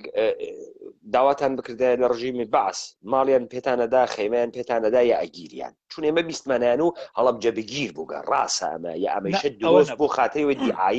دیعایی قارەمان بوون بۆ خۆیان بکەن بزانە کاکە فرات با من نوکتەیە بێژم ئێستا خەڵک ئێتە ئەوروپا بۆ پەنابەری ئەگەر ڕێ بزانێت لە ئێران چه اتفاقێکە کەفێ 4 نەفەر ڕاتە خیابان چه شلوقەیەکەکە بەجارێ 2000 نەفەرم کەیسادا خۆ خەڵەبجە ئەم فاجعە ئەوە جینۆسایتەی بەسەر هاتبە من ئەوێنم بۆ خاتریەوەی هەر کەسێک کرواسێ لەمە دادڕێ بۆ خۆی مەشهور کا بەمە خۆیەکە بە هەڵەبجەی و ئێمە قارەمان بووین و وایان پێمانە کردو ئەگیریاین و دەبەرەوەی هەر خۆی گەورە کاتەوە کاورا لە توولە عمریا قەهرەمانی نەکردگە کاورا لە توولە عمریا عەدەدێنە و گەور لە هیچ کوێە ئیستە لەم سەحنەیە هەڵەبجە ناگەهان ئەوێتەوە قەهرەمان مثالێکەوە لێ بەم فرە کەسێ بە ئێمە وت تۆ هەڵەبجێنی حەق نییە زەرور لێ هەڵەبجە قسە بکەی وایە پێهاتووە من وەکو مناڵە هەز پێشم ئەو خواچە خراو بوو ئێمە شتیمیایمان دێنە دریا ئیستە وەکو ئەو حەجێکی بۆ نەماگەسەوە فقەت ئەوەی کە شیمیایی لێ دریاگە مهمترین اتفاقی لە زندگی ماغا کەوتکە مەسە شیمیایی لێ دریاگە تەوجۆکەی بۆیە جەنابەت بە سەداقەتەوە بێژە ئایا هەڵەبجەی بگیر بوو لە سلێمانیا ئەگەر هەڵەبجەی بگیر بوو چۆن لێودا ڕژیمە باس ماڵیشی پێیاندا و پولیشی پێیاندا و بردینیوە بۆ ئەوە کاک پەیمان با من ئەوە بڵێم ساوتەکە دەنگایەتۆ لای من دووجار ساوتەکە دواکێت لای من ئیرادی نییە ها حساب زانین بەشکم تاوا بێت بەڵێ لە ئەو سەردەمەیە هەر کەسێ فیرار بووایە هەر کەسێک یعنی چۆن ئەڵێ لە حکومەت عێراق قاچاق بووە ئەمە بەردەوام هەبوو بۆ خەڵکی گیری بەڵام کاتێک خەڵکی هەڵەبجە چوویە سلێمانیەوە بەو جۆرە نەبووکەیانە ینی ئەمە بە هەڵەبجەی بگیر کاکە کامنە مشخصە ئێمە نەمانوی سەرباز فیرار بگیر ئێمە نەمانوت مەبەستم ئەوەیە کە هەڵەبجەیە بگیرە سەربازی هەڵات وایە فیرار بواە یان هەوی مەزبوط نەبووە ئەگیرە بەزە نەبوو تایبەت بۆ دوای هەڵەبجەیان بگەڕێن من ئەمێ لێرە ئەوەت بۆ پشڕاستکەمەوە ئێمە هەڵەبجەیەکان کە ڕۆشین هەمووی شوێنمان بۆ عێراق حکومەت عێراق ڕوون بوو کە لەکوین وەکو پێم وتی زۆربەی لە هوانە بوو یعنی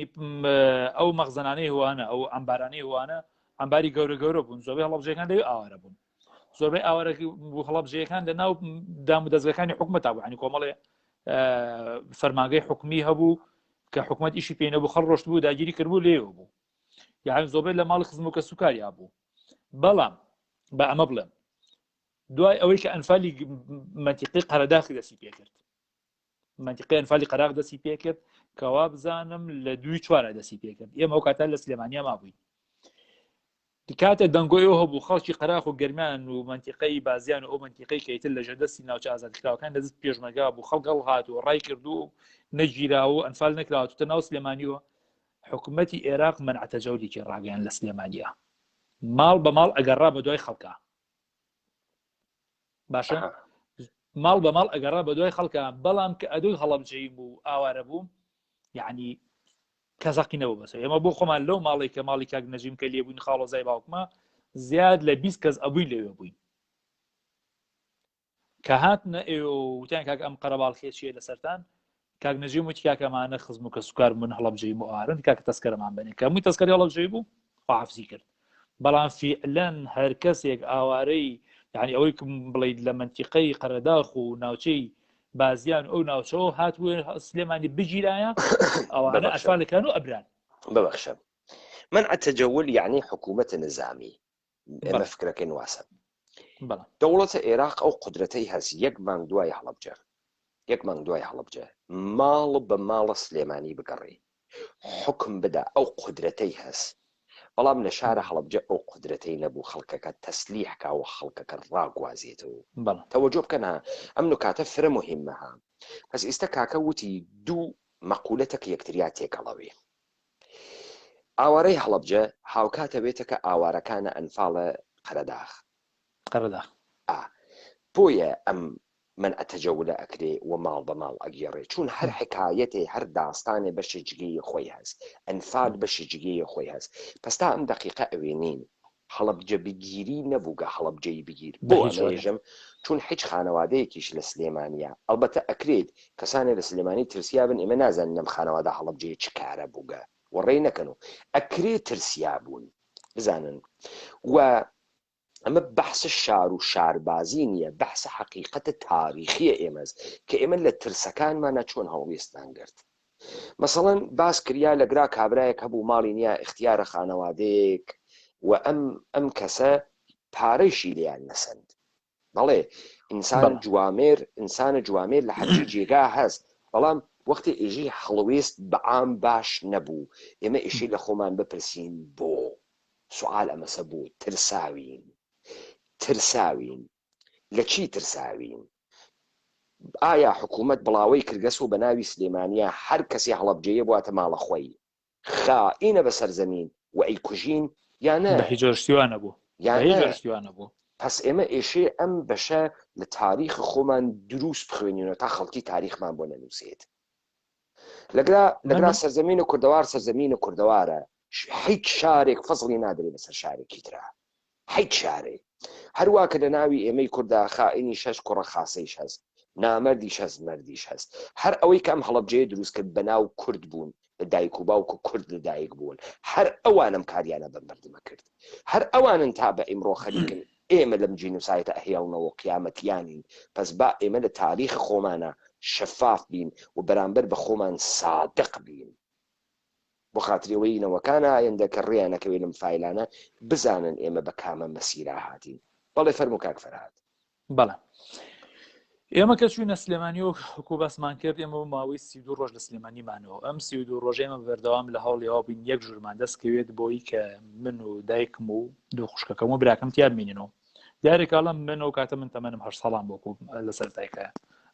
ئاماژەم پێ کرد براکەم کە 19 ساڵی بوو دایکیشم کە 38 ساڵ تا 40 ساڵ تەمەنی بوو یعنی هەوڵێکی تەواویاندا بۆی کە یەک ژوورێکمان دەستکەوێت بە شەرتێک ئەمە زۆر گرنگە ینی ئێمە ئەو کاتە 2000 دیناری سوئیسی پارەمان پێ بوو کە 2000 دینارەکە 6000 دلار کرد بە پێی ئەو کاتەی تخمینی ئەو کاتە خۆ خوشمانزانی 6000 دلاری ئەو کاتە لەگەڵ ئێستا زۆر جیاوازی هەیە ژوورێکمان دەست نەکەوت دوایمانەوەمان ناچار بووین لە ڕۆژی حەڤەی چوارە کە ڕۆژی یەکەم ڕۆژی ڕەمەزان بوو حەڤەی چواری هەشتاوەشت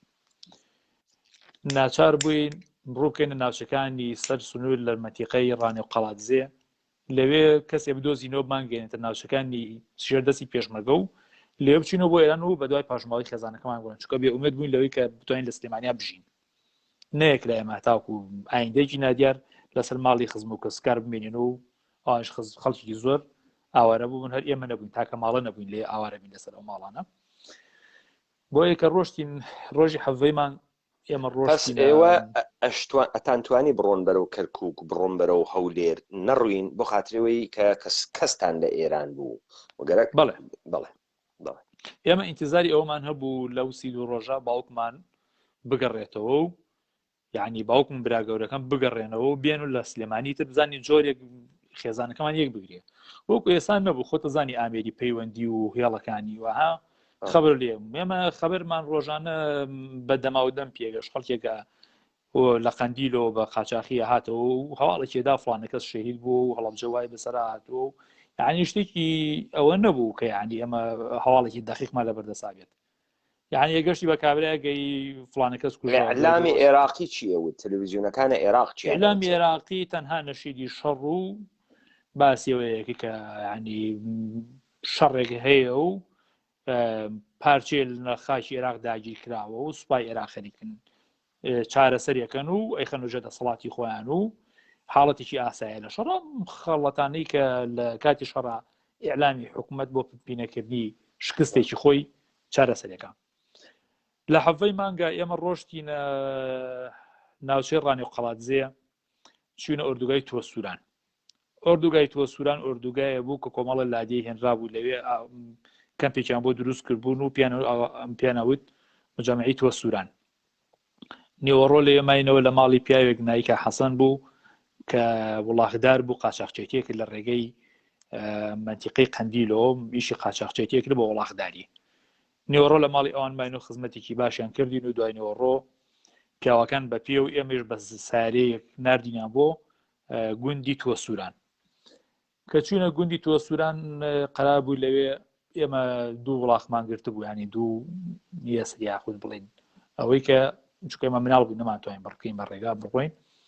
بۆ کۆمەڵی هەڵەبجەی کەشمان لەگەڵا بوون ئەوانیش هاتبوون و لەگەڵمانە بوون کۆمەڵە پیاوبوون ئەوان بە پیاتنوێن بەو کوژ منداڵ من و دوو خوشک و برایان بوون لەگەڵ دایکیشم وەکو ئافرەت لەگەڵمانەوە ئەوەی هەمووی پیا بوو بۆ ئێوارە ئەو ئێوارەیە لە ئۆردوگای تۆ سووران ماینەوە شتێکە بەلامەوە سەرنج ڕاکێش بوو ئەو ماڵی کەتیا ماینەوە ماڵێک بوون بڵێن چۆن لە بە زمانە عاشارێک ئامەکەی خۆمان ئەڵێ جاش بوون پیاوێکی بەتەمەن بوو دای بکوڕەکانی چەکدار بوون و هەموو چەکیان پێ بوو ئەمانە پرسیاری کەوتی خەڵکی کوێن و بۆ شوێچن ئیتر دایکم سادقانە وتی وەڵا هەڵەبجەین و لێمان قۆماوە و ئەڕۆین بۆ ئێران بۆ دەم خزم و کەس و کارمانەوە هەستمان کرد نەزڵەی ماڵەکە بەرامبەرمان گۆڕا و جۆرێ جوڵێکی نائاساییمان بینی جەمەجۆڵێک کە گومان لێکی کە بیان نەوێت جۆر لە جۆرەکان دەستگیرمان کەنەوەکو و دەستخۆشانەیە بۆ خۆیان بەڵام ئەو برایم کە لە من گەورەتر بوو لەگەڵ کوڕێکی خزمان کە لەگەڵمانە بوو خۆیان کێشا لای دوو چەک و تفەنی ئەوانە و ئاگاداریان کردن کە ئێمە خۆمان تەسلیم ناکەین بۆ جۆرە هەتا وەکو وڵاغدارەکان هاتن و ئەتی کە حاڵەتەکان بینی جۆرێکە جۆرێکی خراپە ئیتر بە قسە ئاسایان کردو بارودۆخەوە بە پەلەنانێکمان خوارد لە ماڵەکەەوە ڕۆشتین ئەو شەوە ئێمە کەوتینە ڕێ شەوێکی تاریک بوو دووەم شەوی ڕەمەزان بوو ئەو ڕێگە کە پێ ئەڕۆشی ناوچێ بوو هەمووی ناوچێ ڕەبایی سوپای عێراق بوو ئەوە بە ناوچەیەکی پڕمەترسیا ڕۆشتی نایە و خۆشمان بە پاراسا لەوەی کە ئاشکرابین بەڵام لە نیوەی ڕێگای ئێمە ئاشکرا بووین بارگەکان یان بڵێن ڕەبایەکانی عێراق تەقیان لێکردین تەقێکی زۆریان لێکردین بە و ئاڕاستی کە دەنگی ئەسپشتەکەمانیان بیست ناچاو بوون و ڕێگەکەمان گۆڕی دیار بوو کە ڕێگەمان گۆڕی وڵاغدارەکان شەو بوتارێک بوو نەیانتوانی گوڵۆپ و ئەمانیش پێ بکەن ناچار بوون بۆ ئاڕاستەکە ڕۆشتین ڕێکیان ون کرد و وتیان ناتوانین تر لەمە زیاتر بڕۆین ئەبێ ئەم شەو لێرە بخەوین چونکە قەرا بۆ شەومە بەرنە ناوچەیەکی دوورە دەستەوە هەریج نەبێ ئەوەنە دوورمان خەنەوە کەیتر بەیانی هەڵسەین بە ئاسانی بگەینە ناوچەیەکی ئامینە و چونکە قەرارمانی ئێمە ئەو دوو بڵێن وڵاغدارێکە لەگەڵ ئێمە هاتوون هەتا پردەکەی قەندیل لەگەڵمان نابێن ئەو دوی پردەکەی بارگای بە تایبەتی پارتی و بەرەی کوردستانی لێبوو بۆیە ناچار بووین ئەو شەوە لە کەناری ئاوێکی زۆرە ماینەوە چاکلەیات هەتا بەیانی شەوێکی ساردی مانگی چوار زۆر سارد قەندیل پڕ لە بەفر نش ئەوێرە ئاگر نشمان ئێرە ئاگر بکەینەوە چونکە لەبەر حاڵەتی سوپای عێراق ئەو شەوە شێوێکی زۆر سارد بوو لێمان تێپەڕ بوو هەتا بەیانی ئێمە مناڵ بین بەتایبەت هەرچی جێکەوبان وە شتێکیان پێ بوو بەسەر ئێمە یعنی بۆ ئێمە کاک فەرهاد ببەخشن من کاک هادی حەمە ڕەشید کامنتێکی نووساگە بە جوابە و کامنتە هەر لەگرا بدەمەوە.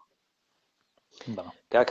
هادی حەمە ڕەشید من ئاگادارم و ئەزانم کە هەر کەسێ بە منفعەتە سیاسیە خۆی گەرێکی کراسێ بۆ خۆی دادڕێ. ئێمە نە ناوچەگەری ئەەکەین وە نە ئیجازە ئەدەین کەسێ ناوچەگەری بکە، نە سەرزەمینە کوردەوار کرد ئەەکەین وەلەتی ئەەکەین و نە هیچ دەوڵەتێ بە مەشروعیەت ئەزانین، ئەمما لەگەڵ یەکشتا هەین. حقیقەتە تاریخی ئێشێ بەحس بکرێت وەلەگرا هەر کەسێک لە تاریخێکە تاوانێکی کردگە، شتەبایەکی کردگە، هەڵوێستێکی گەنی گرتگە، ئێشێ وازح و ئاشکرا بکرێ. ئێمە لەگەڵ پرۆپاگاندای حاکمان نیین، ئێمە لەگەڵ قەهرەمانی سازیە فڕوفیشاڵان نیین. ئێوە دیتان ئەم کوردبازیە فڕوفیشاڵەی ڕیفراندۆمەکەی مەسعود بارزانی وا خەڵکی دانسیەکرد بە بەردەم سنووقی دەنگدانەوە هەبوو کلکی خۆی ئەدڕی بە خوێن ئەنگوسی پیا ئەنیا هەبوو تەواوی بەری کردبوو بە پەرچەمەکەی پارتی و هەڵی ئەخستۆ هەبوو پاسپۆرتەکەی ئەدڕی. ئێمە لە ڕۆژی شەڕەکەی کەرکووک دیمان یەک نەفەر پەلاماری ئەسڵحەکەی نەدا بە مردانگی و بەخیرەتی بەر بخوا کە سپای عێراق کەسە ژوورۆ. با ئێمە لەگەڵ خۆمانە ڕاست بین، هەموو شتێ نەکەین بە تەئاتر و بە نەمایش،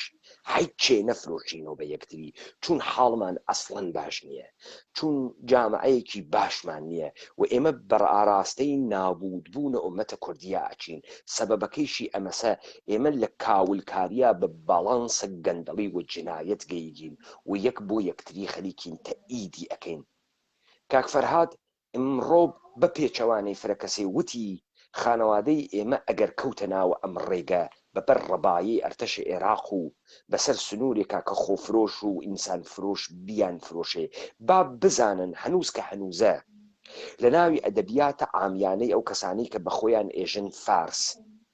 بە خەڵکی ئێژێ ئادەم فروش یعنی ئینسان فرۆش و زۆر لەقەبێکی پیسە. ژنێکی ڕووتەڕی 38 ساڵە بە 3 مناڵۆ کوڕێکی نەوجوان و 2 مناڵی ورد و ئەکەوێتە بەرتەهدید و کوشتن و بڕینە سنوورە نێوانە 2 دەوڵەتێک لە یەکتریا شەڕەکەن لەبەر خاتریەوەی هۆدەیەکی لە سلێمانی دەست ناکەفێ. ئەم تاریخە کاکە زۆر بە باڵای خۆمانە هەڵماندا. ئێمە فرە بیستمان کورد قارەمانە و من یەک جبهەی شەڕم نەدی کە کورتیا سەرکەوێ. ئەگەر قارەمانین بۆ هەرکە لەولاوە هات و ئێمە دەرچوین، ئەگەر قارەمانین بۆ قاچەکانمان لە شارە کەرکووکان نەبەستۆ و لە بەرامبەرە هەشتە شعبیە 40,000 نەفەرمان لە شەڕ نەکوژیە بێژین شکاین چارمان نەکرد 40,000 نەفەرمان کوژرا. تۆژۆکەی ئێمە لەگەڵ حەقیقەتا هەین، با خۆمان خاس بوێنین، فش نەکەین و خۆمان کە فرە قارەمانین و فرە زرنگیشین و لەو ڕۆژەی کە ڕۆژی مەردایەتی و قارەمانکردنە دەرچین. با تەوەهم بە یەکتری نەدەین. هۆکەی ئەوەسە گشت کەسێ خەریکە بەکارمان تێرێ و ئەمانکە بە هەوێنە پرۆپاگاندای خۆی ئێمەیش حەزی پێ ئەەکەین. وەکو چی؟ وەکو ئەوەی کە من ئەدەیە کاکە هادی تێرم فووەکەمە ژێرە باڵیان ێژم ئێوە ڕەحبەران و ئێشێ بتان سازم تۆزێ فوم کردە ژێرە باڵیان باوەڕیان ئەوێ ئەچنە ئەولاوە کارەکە خراو ئەکەن. نە من لەمە و بەبات فرە واقعی تر قسە ئەەکەم سەبارەت بەوانەی کە هەن. با واقعی قسە بکەین. کەسێ لەگرا بێجا ئەکا شارچێتی بکەوە فەزڵی شارێکی تر بەسەر شارێکی ترابا. کەسێک ئەتوانێت لەگرا بێژێ هەڵەبجەین و میێواندارین و وەسفە فەزڵە خۆی بکە. هەجیرادێکی نییە. با سنەی یەکیش بێت بێژە خەڵکی سنەوانە. منی کرماشانیش هەڵەدەمەوە ێژم خەڵکی کرماشان وانە، بەڵام نەقیاس بکەین و ئەمی پێ خەفیف بکەین و ئەوی پێ گەورەکەین. ئێمە خەریکین لە ئاوارەیەکە و 8 ساڵێسی و یەکەم جار تامە ئاوارەیەتیەکە. ئەفەحمێ ئاوارە بوون یعنی چی؟ بێ ماڵە بوون یعنی چی؟ ئینگلیسی لە سەردەری ماڵەکانیانەوە دروشمێکیان هەست دای ئەنێن هۆم سویت هۆم، ماڵە شیرینەکەم. ماڵە شیرینەکەی لە دەست ئەدا، ماڵە شیرینەکەی لە دەست ئەدات و ئیستا تازە ئەفەهمێ بێماڵی یعنی چی، مناڵێکی 8 ساڵا گەر نافەهمێ بێ سەرزەمینی یعنی چی، ئەفەهمێ بێ شاری یعنی چی، بێ کوچە و کۆڵان یعنی چی، بێ ڕفێق و هاوپۆل بوون یعنی چی، بێ هاوبازی بوون یعنی چی، بە شەرمەوە دەست بۆ سفرەی مردم بردن یعنی چی، سکێتێر و سکێ برسی بوون یعنی چی، بە برسی بوون لەسەر سفرەی خەڵکی هەڵسان یعنی چی، نگاهی کزۆڵانەکردن، ڕوانینی تووڕێیانەکردن، ڕوانینی قورسی ماڵێ وا شەکەت بووگەوە ئیتر ناتوانێ نێوانداریت بکە یعنی چی. ئێمە خەریکین لە مناڵی لە زاری مناڵێکی 8 ساڵەوە دنیایەک ئەوێنین کە خەریکە لە جوملەیەکە لە دێڕێکا بەحسیەکە. با ئێمە ئاوڕێ بە خۆمان بینەوە بزانین لەکوێ مردانەگیەکانمان ون بوو، ئەخلاقە مەجیدە کوردیەکەمان ون بوو، لە پشتە کامە ترس و فرە شتێکمان لە دەستدا، فرە شتێکمان لە پشتە ترس و حەشاردا و لە دەستماندا. ئائیستە لە هەڵەبجەی قیامەتیان و لە هەڵەبجەی جێنوسایت کریاگ و خەڵکی قیامەتیانی هەڵەبجە ئیستەیش جورئەت ناکەن ڕاستیەکانە خۆیان بێژن، ئیستەیش گەرەکیانە شتێ بێژن دەسەڵات حەزی پێکا و بابەتی پارەیان پێدات. هیچ کەس نەیگەرەکە مردانە و سادقانە و ساڵحانە بێتە بەرەوە. با ئێمە گەلە کۆمەیەکەین لە خۆمان جوامێری و سداقەت بێرینەوە، با ئێمە زاتمان بوێ لە خۆمان ڕخنە بگرین، با ئێمە بتوانین دروست بە مێژووی خۆمانە هەڵس و کەوت بکەین و تێپەڕین و خۆمان دروست مێژووی خۆمان بنووسینەوە و نەهێڵین دوژمنەکانمان بۆمان بنووسنەوە، هەزار کلێنی تێبخەن، هەزار سەخافەتی ئێمە بپۆشنەوە بۆمان لەبەر ئەوەی لە جێگەیەکی تر ئەم سەخافەتی ئێمە بە کەڵکیان تێت. با ئاوڕێک لە خۆمان بدەینەوە. ئێمە تا ئەم دەقیقە زانیمان خانەوادەیە زایفەیەکی ڕووتەڕ بە 38 ساڵ تەمەنەوە، کوڕێکی 19 ساڵە، مناڵێکی بچووک و کوڕێکی 8 ساڵە، پەلاماری سنوورێکی پڕ لە خەتەریان داگە بۆ خاتریەوەی جێگەیان ناوێتەوە و بەشێکیان دێ بە جێماگە لە ژێر دەستە دەوڵەتێکی ترا لەم سەرزەمینە و ئیستا خەریکن ئەم سەفەرە ئەکەن. بەڵێ فەرموو کاک فەرهاد.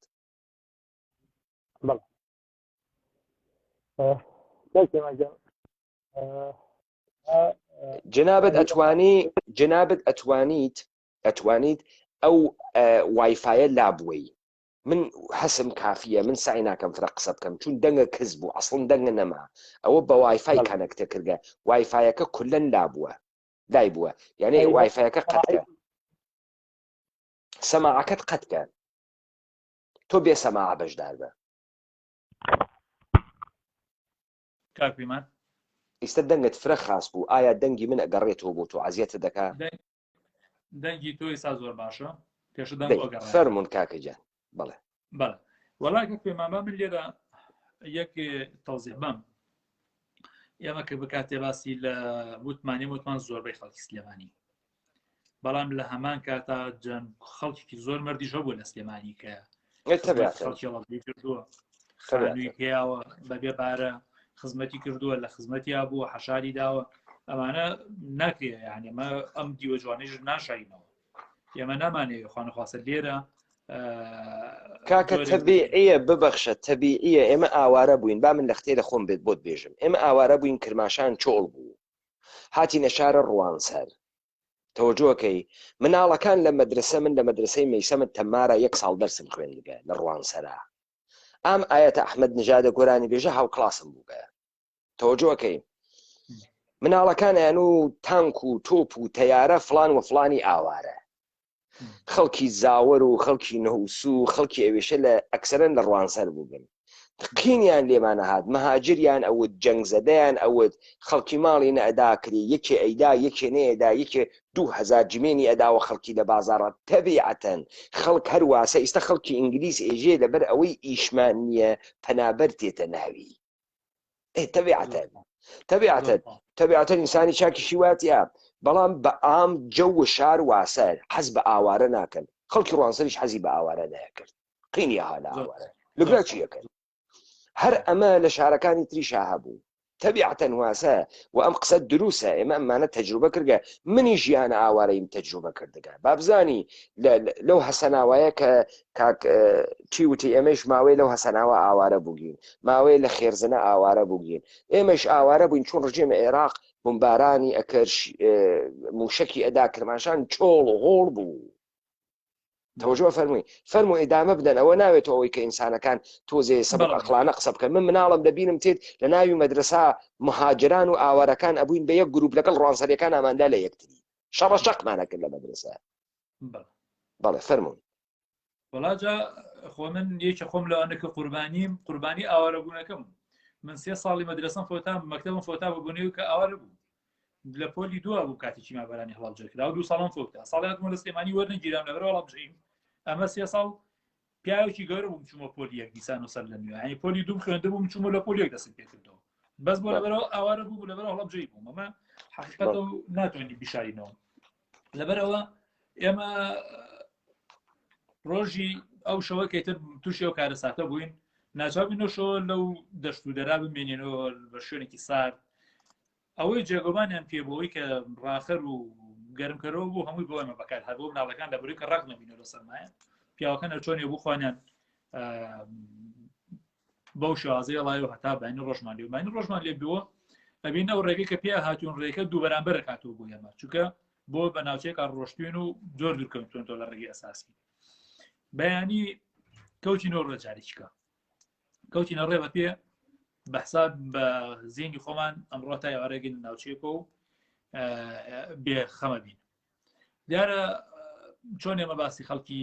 خراپەکەین بێ باسی خەڵکی باش بکەین ئەو کە حەسەنی کە لەگەڵمانە هاتوو وڵاغدار بووە لەگەڵ هاوڵاتێکیکە پیاوێکی زۆر بە ئینساف و زۆر بە محتەرەم و لە ڕووی نەفسیوە چۆن ئەڵێ یعنی نەفسێتی ئێمە ڕاگیرە کرد پێمەوەی کاک هەر ئەم کەژە سەرکەوتون چین بۆ دیەوە ئێرانە کاک هەر ئەم تۆزەمان بڕیەوە ئیتر لە مەترسی حکوومەتی عێراق گوزکارمانە بێ ئەو ڕۆژەمان هەتا ئێوارە بە پیادە ڕەوی کرد و بە وڵاخ و بۆ جۆرە چەندین ڕووداوی تایە خۆش و ناخۆش لەو فترەیە هەتا ئێوارەکەش لە ناوچەیەک و ناوچێکی زۆر مەترسیدار بوو ئەسمانێکرد لە خۆیەوە جۆرێک پێدەنجێکی زۆر باڵی بەسرای کێشا بوو تەنها هاژەی ئاوەکە هاتوو ئەو بابەتە ئەو کار حەسەنە پێوتین وتی من پێم باش ئالێرە بین بە دوو دەستا بین بە دوو گروپ زووش پێ هەڵگین ئالێرە بڕۆین چووکە گەر چون بۆ دیوایترەوە کاکە فەرهاد هەر لەگرا ڕایگرە جنابەت چالشی قسە ئەەکەی بۆ چالش دروستەکە کاکە هادی هەمە ڕەشیدە عەزیز هەر دوێکە لە ئەم دیبەیتەی منە کاک ئیسماعیل بەڵخەیی حوزوری بوو وتی خەڵکی حەڵەبجە زۆر مەجید بوون لە ئێران سواڵێکیان نەکرد وەکو سووریەکان نەبوون هەر ئەو خەڵکی سلێمانیە و هەڵ ئەو خەڵکی هەولێرە و هەر ئەو خەڵکی حکوومەتی هەرێمە هەر ئەوانە ئاوارەکانی ئەفرین و کوبانی و چوزانم کوردستانی داگیرکراو لەلایەن کۆرپۆرێشنی سووریان تێهات خەڵک لە ئەوڵ و ئیستیقباڵی دێکردن فرە خەڵکێک خواردنی بەری ماڵەکەی خۆی برگت داگیسی پێیان و من دیگمە حتا لە تەلەڤیزیۆنەکانەوە ئەگەر کەسانێ لە پارکەکانە بخەفتانە خەڵک خێمەی بۆیان ئەوەرد خواردنی بۆیان ئەوەرد پولی بۆیان ئەوەرد ئەمە دیار بوو وانە بەڵام لە کناری ئەمەیشا من بیستگمە سلێمانیشم ساڵی 2013 دیکە خەڵکیش ئەیوت کاکە سووری هات کە ئیش بۆ کەس نەماگە سووری نایڵن ئیشمان دەستکەفێ تۆژۆکە بیستومە من بیستووە سوال ئەەکەن فاحشەگی ئەەکەن لە فڵانە شەقامە خەریکن خۆیانە فرۆشن دروستە کاکە هادی ئێمە ئێشێ ئەمانە بزانین کارە ڕۆشن فکری ئەمەسە دروست مەسایلەکان بخوێنێتەوە پارتی و یەکێتی و هەر و دەوڵەتە ئێرانی لە نفاقە نێوانە مردما کەڵکۆرەگرن خۆیان تەفرەقە دروست ئەەکەن دروستە پارتی هەولێری بازی ئەکا یەکێتی سلێمانەی بازیەکە ئێمە فەزڵ هیچ چارێک بەسەر هیچ چارێکان نادەین و لە ڕاستیەکانە خۆمان ئێژین هەر لە ناوی ئەو شارە ئەگەر کەسێک محتەرەم بوایە خانەوادەی کاکفرات شانسیان هاوردە بخۆنە تۆڕە ئەوانە ئەیان توانی ماڵیان دەستکەفێ بەڵام هەمان لە جێگەیەکی ترەوە گەڕیاگەن دەستیان نەکەوتگە هەر لە ناوی ئەو سلێمانیە کەسێک بووگە کە سفرەی بەری مناڵەکەی خۆی جەم کردگە برگێسی داگیسی بە ئاوارەیەکی کوبانی کاملەن دروستە بەڵام ئەوەی بە دەنگۆی عام کامە چێها بەرەو ئەو ئیلتیجاییوان ئەمە داستانێکە کە ئێمە فەرهەنگ سازیمان بۆی نەکردگە کە بێژین خوو و تەبعی مەردانە واسە ئێمە خۆمان بەرخوردمان نەکردگە مناڵێکی 8 ساڵە هەرەوە نەتێگا لە دنیا من لە مەدرسە بووم وتم مناڵەکانی ڕوانسەری پەلەحمارمانیان ئەدا ئەیانوت ئاوارە تانک و تۆپ و تەیارە بە فڵانە کەسی ئاوارە ئەیانوت و ئێمە شەڕمانە کرد لە سەلامە دێ ئەمە حتمما لە ماڵە باوکیا بیسکیسی لە دایکی بیسکیسی کاورایژێ ئیشمان بۆ نەماگە و خواردن نەماگە و جێگە نەماگە و کرێخان و گران بووگە بۆ چون تەقازا ئەڕواتە سەر عەرزە کەمە دروسە کاملە دروسە ئەمانە توێژینەوەی گەرەکە توێژینەوەی قوڵ با ئێمە بۆ ئەم دادگاکەین لەبەرەوەی ڕەوایەت حاکمیت باتڵکەینەوە با ئێمە دروست لەسەر خۆمانە بوێسین بزانین ئێمە ئەو شتێک کە پێژن بە شەڕ ڕووناک بیری و کاکە فەرهاد حتمما تیاکارەکە و جنابەت تیاکارەکەی بەشێکی ئەوەسە کە ئێمە لە بحرانەکانە ئێوە بە بحران شتێکی خۆشێژن بحران چی پێژن کرایسس بە ئینگلیسی کرایس تۆ چی بە زوانە ئێوە بحران ئێمە پێژین بحران ئێمە نازانین لە بحرانەکانە چۆن مدیریەتی بکەین بە یەک نەفەریمان و بە خانەوادەوە بە شار و بە مەحەلەوە نازانین ئەوە کاری ئەوسە کە ئێمە ئەسڵن بزانین چۆن ڕوبەڕووی ئاوارە ئەوینەوە چۆن ڕوبەڕووی ترس قەیران بەڵێ قەیران ئێمە نازانین چۆن ڕوبەڕووی قەیران بینەوە هەم لە ژیانە فەردیمانە هەم ناوچە و مەحەلە و شارەکانمانە ئەمانە قەیران وێشێ لەسەریان قسە بکرێت تا مردم بزانێت چه اتفاقی لە چه ساڵێکا بە چه سوورەتێک و بەرەکام مەسیج و ئەگەر ئەو خانەوادە بکوژریانە چی کاکە ئەگەر خانەوادەی کاک فەرهاد بگیریانەوە بکوژریانە چی کێ مقەسر بوو ئێستا هەر سەدام حوسێن مقەسر بوو یا ئێمەش لە نامیهرەبانی خۆمانە مقەسر بووین ئەویشە دەرنەزەر بگرن مهمە بەڵێ کاک فەرهاد فەرموو بەڵێ بۆ تقریبا دوای عەسرێکی درەنگ وەکوتمان گەشتنە ناوچێکەوە کە حەسەن ئەو پیاوە میرەوانی کە وڵاتدار بوو لەگەڵمان پێوتین بەیان بەجێرە بین بە دوو گروپ بە دوو دەستە هەوڵش بدەین دوور بین لە یەک و بە خێرایی تێپەڕین لەم مەنتیقەیە دیارە ناوچێکی شاخاوی زۆر سەخت و بڕق بوو بڕقێن بوو یانی مەنتیقەکە خۆڵشتیوەنە پێوە دیار نەبوو جێگەی کۆمەڵێک چاڵی بچووک و ڕەش بوو بۆ پێوە دیار بوو دایکم پرسیاری لێکوتی کا حەسەن ئەم چاڵانە چین گوتی ئەمە کاتێک وڵاتدارێکین لێرە ئاگرەکەین و چایەک لێنین و خواردنی بۆ خۆمان دەمەکەینەوە ئەم بابەتە بەوە چۆنەڵێ زیینی ئەمێ بر بۆ شتێکی کە گوتی بەس با زۆر نەوەسین بچین دیارە من و خوشکە بچووکەم کە لە خۆم بچووکتر بوو لەگەڵ یەک دوو پیاوە بە وڵاخێ لە پێشەوە ڕۆشتین دوو وڵاخی کەش کە لە دۆ ما بوونەوە دایکم بەسەریشیانەوە بوو برا گەورەکەم و خوشیکەم بەسەر ئەو بوون لەگەڵ دوو پیاوە یعنی بووین بە دوو دەستەوە تقریبا ئێمە پێشکەوتین لەو کاتەیە یعنی چۆن ئەڵێ کوردوار لە ئاسمان ڕووخا بە ملمانە دنیامان لێ بوو بە ڕۆژ ڕووناکمان لێ بوو بە شەو کارەساتی ڕوویدا نەمازانی چی ڕوویە دوو ئەم ناوچەیە لەژێر چاودێری تۆپخانەکانی ڕژێمی عێراقایە هەر کەسێک کە چاودێریەکەن بە دووربین و بە جۆرە لە جۆرەکان هەر کاتێکە خەڵکە گاتی ئێرە و بردومانێکە کاکە پەلەمەکە دەوڵەتی عێراقەوەنە بە قووەتە بنەماڵەیە بە سێ وڵاخۆ بە تۆپخانە ئەوێنێ لەشکرە ئێران بەم عەزەمەتە ناوێنێ بیداتە بەرە تۆپخانەوە تۆ ئینسان کەلەی سەری ئەماسێ لەم حکایەتە لە هەڵەبجە بەحسەکرێ ئەگەر ئێمە سەنگومەنمان بەدەستەوە نەبیوەم دادگادانەنێ تەوەجۆکەن خانەوادەیە بە سێ وڵاخۆ دریاگەسە بەرە تۆپ چون دەوڵەتە عێراقی وێنێ وێنێ لەشکرە سپای پازداران و شۆفڵەکانی و بەرەیە کوردستانی ناوێنرێت و عێراق اتفاقا ئەو بەشە کوێ بوو قەندی بخڵاتزێ بوو ڕانیە بوو ئەو سپای عێراق لە ڕانیە زۆر وەتەنیە لەوە ئەوانەی واتێ نە هەڵەبجە زۆر خوێڕێ زۆر جالبە ئەوانەیە هەڵەبجە کەپیان وا لە چاوە چاویان ناوێنێ نای پێکێ و لەمانە خازی پێکێ بەڵێ فەرموون تۆپێکی لێین کە تۆپێکی لێداین زۆر لە نزیکی ئێمە یای بەناو شاخەکە یعنی هەر بە زۆر نزیکمان بوو وڵاخەکە هەڵیین هاتەکە دەنگ و پارچە و ئەوە وڵاق هەڵیین نەخوارەوە دیارە من لەوێ بە پارچەی بەردەکان کە تۆپەکەی لە لە چەند شوێنێک سەر مشکا وە کەوتینە خوار و من کەوتم بەسەرێکێک ئەو پیاوەی کە بەسەر وڵاخەکە بوو من لە ئەو کوردار لە بەرکۆیان دانیژم کەوتم بەسەریا سێ پراسوی مشکاند یعنی سێ پراسویم شکاند من کەوتم بەسەر ئەو وڵاخی هەڵیێن ئەو کەوتە خۆر و مش کەوتم بەسەر ئەوە یعنی دوای ئەمە تۆپی دووەمیش هات هەر لەو کاتەیە ئیتر چۆن ئەڵێ قیامەت لێمە هەڵسا لێوە بەڵام ئەم کار حەسەنە هاوارێک لێ ڕاکەن با بڕۆین دوورکەینەوە دایکم بەرەحمەتێکە لە دوای ئێمەوە بوو زۆر دوور بوو لە ئێمەوە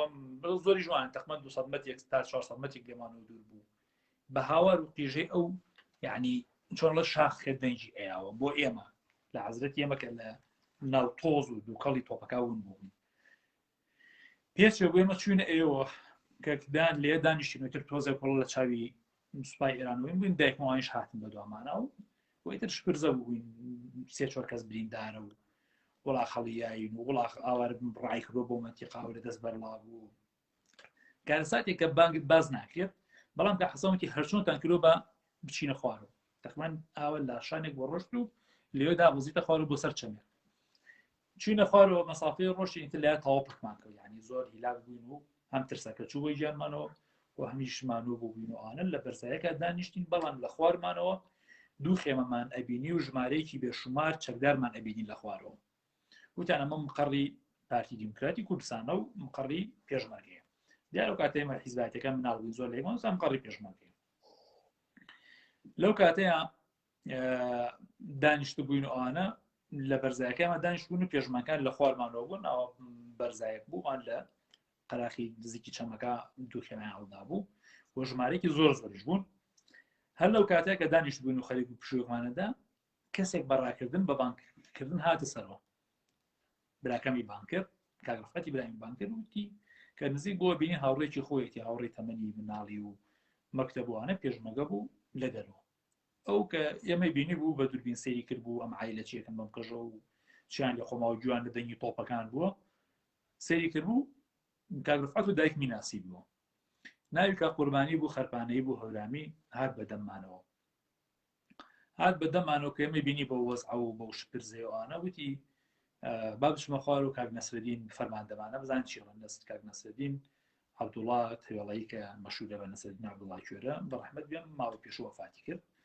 وتی بزانم ئەو چیمان چی هەڵێتەوەوانە کە ڕۆژتە خوارەوە کاک نەسرەدین خۆی هاتە سەرەوە لەگەڵ یەکدوو پێشمەرگە و نەو شیروان مستەفاوە ئێمە وتی ئێمە گەرەکمان و هەڵەبجە ئازادکەین چون سەرکردایەتیمان لەجێر داگیرکاریا بوو ئێمە ئەزانین 18 ڕۆژ دوو ڕۆژ دوای ئەمە اتفاقە ئەمانە سەرکردایەتیان لێگیری دوای هەڵەبجە دوو ڕۆژ وەلی جەنابە خەریکی ئیشارە بەوەکەی کە لە بەرزایەکانە قەندیلۆ کەچوویتە ئەوەرە و چاوت کەوت کە بارەگایە پێشمەرگە هەست و ئێمە ئەو وەختە لە تەفسیرەکەی نەوشیروان مستەفا وتمان نەوشیروان مستەفا درۆ ئەکا چون ئەو وتی ئەگەر سەرکردایەتیمان لێ بگێریت ئێمە فەشەل ئێهێنین وەلێ جەنابە خەریکی ئیشارەکەی سەرکردایەتیشان لێ گیریاگە حیچ و چۆڵیشیان کردگە حیچ لەگراوە مەقەڕیان هەست لە جێگەی ئەمنەوە من هەر بۆ خاتریەوەی ئەو فاکتانەی کە هاوردی لە کتێوەکە باتڵی بکەمەوە هەروە کە لەوێ باتڵمان کردو بە شاهدی جەنابە 32 ڕۆژ دوای ڕۆژە 16 سێ هەڵەبجە ئێوە کە نەتانتوانیگە بکاتە 34-35 ڕۆژە ئیستا کە ئەگەنە ئەو بەرۆ ئەگەن بە بنکەیە پێشمەرگە نەسپای بەڵام من بەڵێ کاک پەیمان با من ئەمە بۆ تەواوکەم چکەمە بۆ کۆڵە مبتەدا خەبەرەکەی ئەوم خوداکەی بوو کاک نەوشیروان باسیەکات کاک شۆکت باسیەکات کاک حەمە باسیەکات وەل تازەترین لێدوانش کە لەسەر کارەساتێکی میێبارانی هەڵەبجە نووسینەکەی مەلا بەختیار بوو لە 16 سیا و لێدوانەکەی شێم حەمەی سەرگەڵوو بوو کە لە ئێناقتی یای لەسەر کارەساتێکی میێباران هەموو پشتڕاستی ئەوە ئەکەنەوە کە ئەوان نوویسن ئەو تەوقی سەرکردایەتی خۆیان بشکێنن و جەبهەیەکی کە بکەنەوە ئەو جەبهەکە کردیانەوە هەڵەبجە بوو چونکە ئەوان بەپی ئەو پلانەی کە هەیان بووە بۆیە مناو لێرا و ناوبڕات بۆ وەرەگرم پشتڕاستی ئەو قسەی جەنابەت ئەڵێ پلانێکمان هەبوو ئێمە کە سلێمانی بگرین قەربەری خەراخ و مەنتیقەی گەرمیانیش بەدەست هێزی پێشمەگە و پیانە ناوچەی ئازادکراوەکان سلێمانیش بخێنە سەر ئەو ئیتر ئەو سنوورە و کۆڵە ببێ بە بەشێک لە هێزی پێشمەگە و ئێرانیشتیا ئازاد بێت پلانەکە بەو جۆرە ئەبێت کە لە مەنتیقەی ڕانێ قەڵازیەوە بەرەو مەنتیقەی کۆی و هەیبە سوڵتان بێن و لەیەوە بەرەو مەنتیقەی ڕزگاری و بچێتەوە هەتاگەیتە سەر جادەی کەرکووک لێوە بۆ هێرشەکە لێو دەست پێ بکە هێرشی دووهەم کاکشۆکە دووە لە کتێبەکە هێرشی دووەم لە هەڵەبجەوە دەست پێ بکات و بەرەو زەواڵی و بەرەو مەنتیقەی شەمێران و بەندای دەربەنیخان و بدرێتەوە لە قەراغ و سلێمانی حەسر بکرێ ئەڵە پلانەکەمان بەو جۆرە بوو کە پەلەمەکە ببەخشە کاک فەرات شۆکەتە حاجی مشیر فرە بێجایی کرد ببەخشن ها بۆ ئەمە جبهەی شەڕە دەوڵەتە ئێرانە جبهەی شەڕە کورد نییە سێرکە وەختی جبهەیەکی تر بکەینەوە بۆ کێ بیکەیتەوە سوال ئەمەس تۆ جبهەی شەڕ کێ ئەیکاتەوە بۆ کێ ئەیکەیتەوە جبهەی شەڕوا لە جنوبە تۆ جبهەی شەڕ بۆ ئێران ئەەکەیتەوە ئێران جبهەی شەڕەکاتەوە لەگرا شەڕە دوو کۆرپۆریشنە دوو دەوڵەتە زاهرن تەکە یەکتریە ئەمە ئیرادەی تۆ نییە کە تۆ جبهە ئەەکەیتەوە چون تۆ هیچ ئیرادەیەکە نییە تۆ نەخاکە هەست نە ئەسڵحات هەست نە پوڵت هەست ئەمانە گشتی کەسێک بە تۆ یادا تۆ جبهەیە شەڕ بۆ ملەتە کورد ناکەیتەوە سیرکەن مردمینە گوێ بگرن ئەمانە کەلەمات مبهم باسەکەن بزانە قائم مقامە فراهانی بە محەممەد عەلی ئاشتیانی ئێژێ ئەگەر چووی قەراردادە ئەرزەڕۆم بنووسی بە زۆرە میرزایی ئەوەنە کەلەمات مبهم بنووسە لێ دوات دەبە بکەین کاکە ئەمانە کەلەمات مغڵق ئەنووسن مبهم ئەینووسن تۆ تێناگەیت جەبهە بکەینەوە تۆ کێ جبهە بکەیتەوە سەرلەشکەری چکارەی تۆ فەرماندەی هێز شەڕە ئێرانی تۆ ڕئیس جمهورە ئێرانی تۆ خومەینی جبهە بۆ کێ ئەەکەیتەوە تۆ بە ئیمکاناتە کێ ئەیکەیتەوە دەی تۆ ئەوەنە کوڕی بۆ لە ڕۆژە ئەوەڕۆ جبهە نەکردو بۆ نەکردو پس تۆ لەگرا بە ئیرادەیە ئێران و ئێران جبهە ئەکاتۆ ئێمە ئەیکەینەوە وەختێ ئەو ئێژێ ئێمە یعنی سپاهە پاسداران تەوەجۆ ئەکەن نەهێزە کوردی سپاهە پاسداران گەرێکی جبهەیەتر کاتەوە تەوەجۆ ئەفەرمونون ئەمانە خەیلی مهمن ها ئەمە کاورە دانیشکە بۆ خۆی قاغە سەفتەکە و قسەی زلەکە و قسەی ئەلەکی ئەکا تۆ ئیستەیشە کە 32 ساڵە حکوومەتە هەرێمی ئیرادەت لە خۆت نییە ئیستەیشە بەبێ ئیجازەی ئێران ناتوانانی سەلاح موحتەدی وتی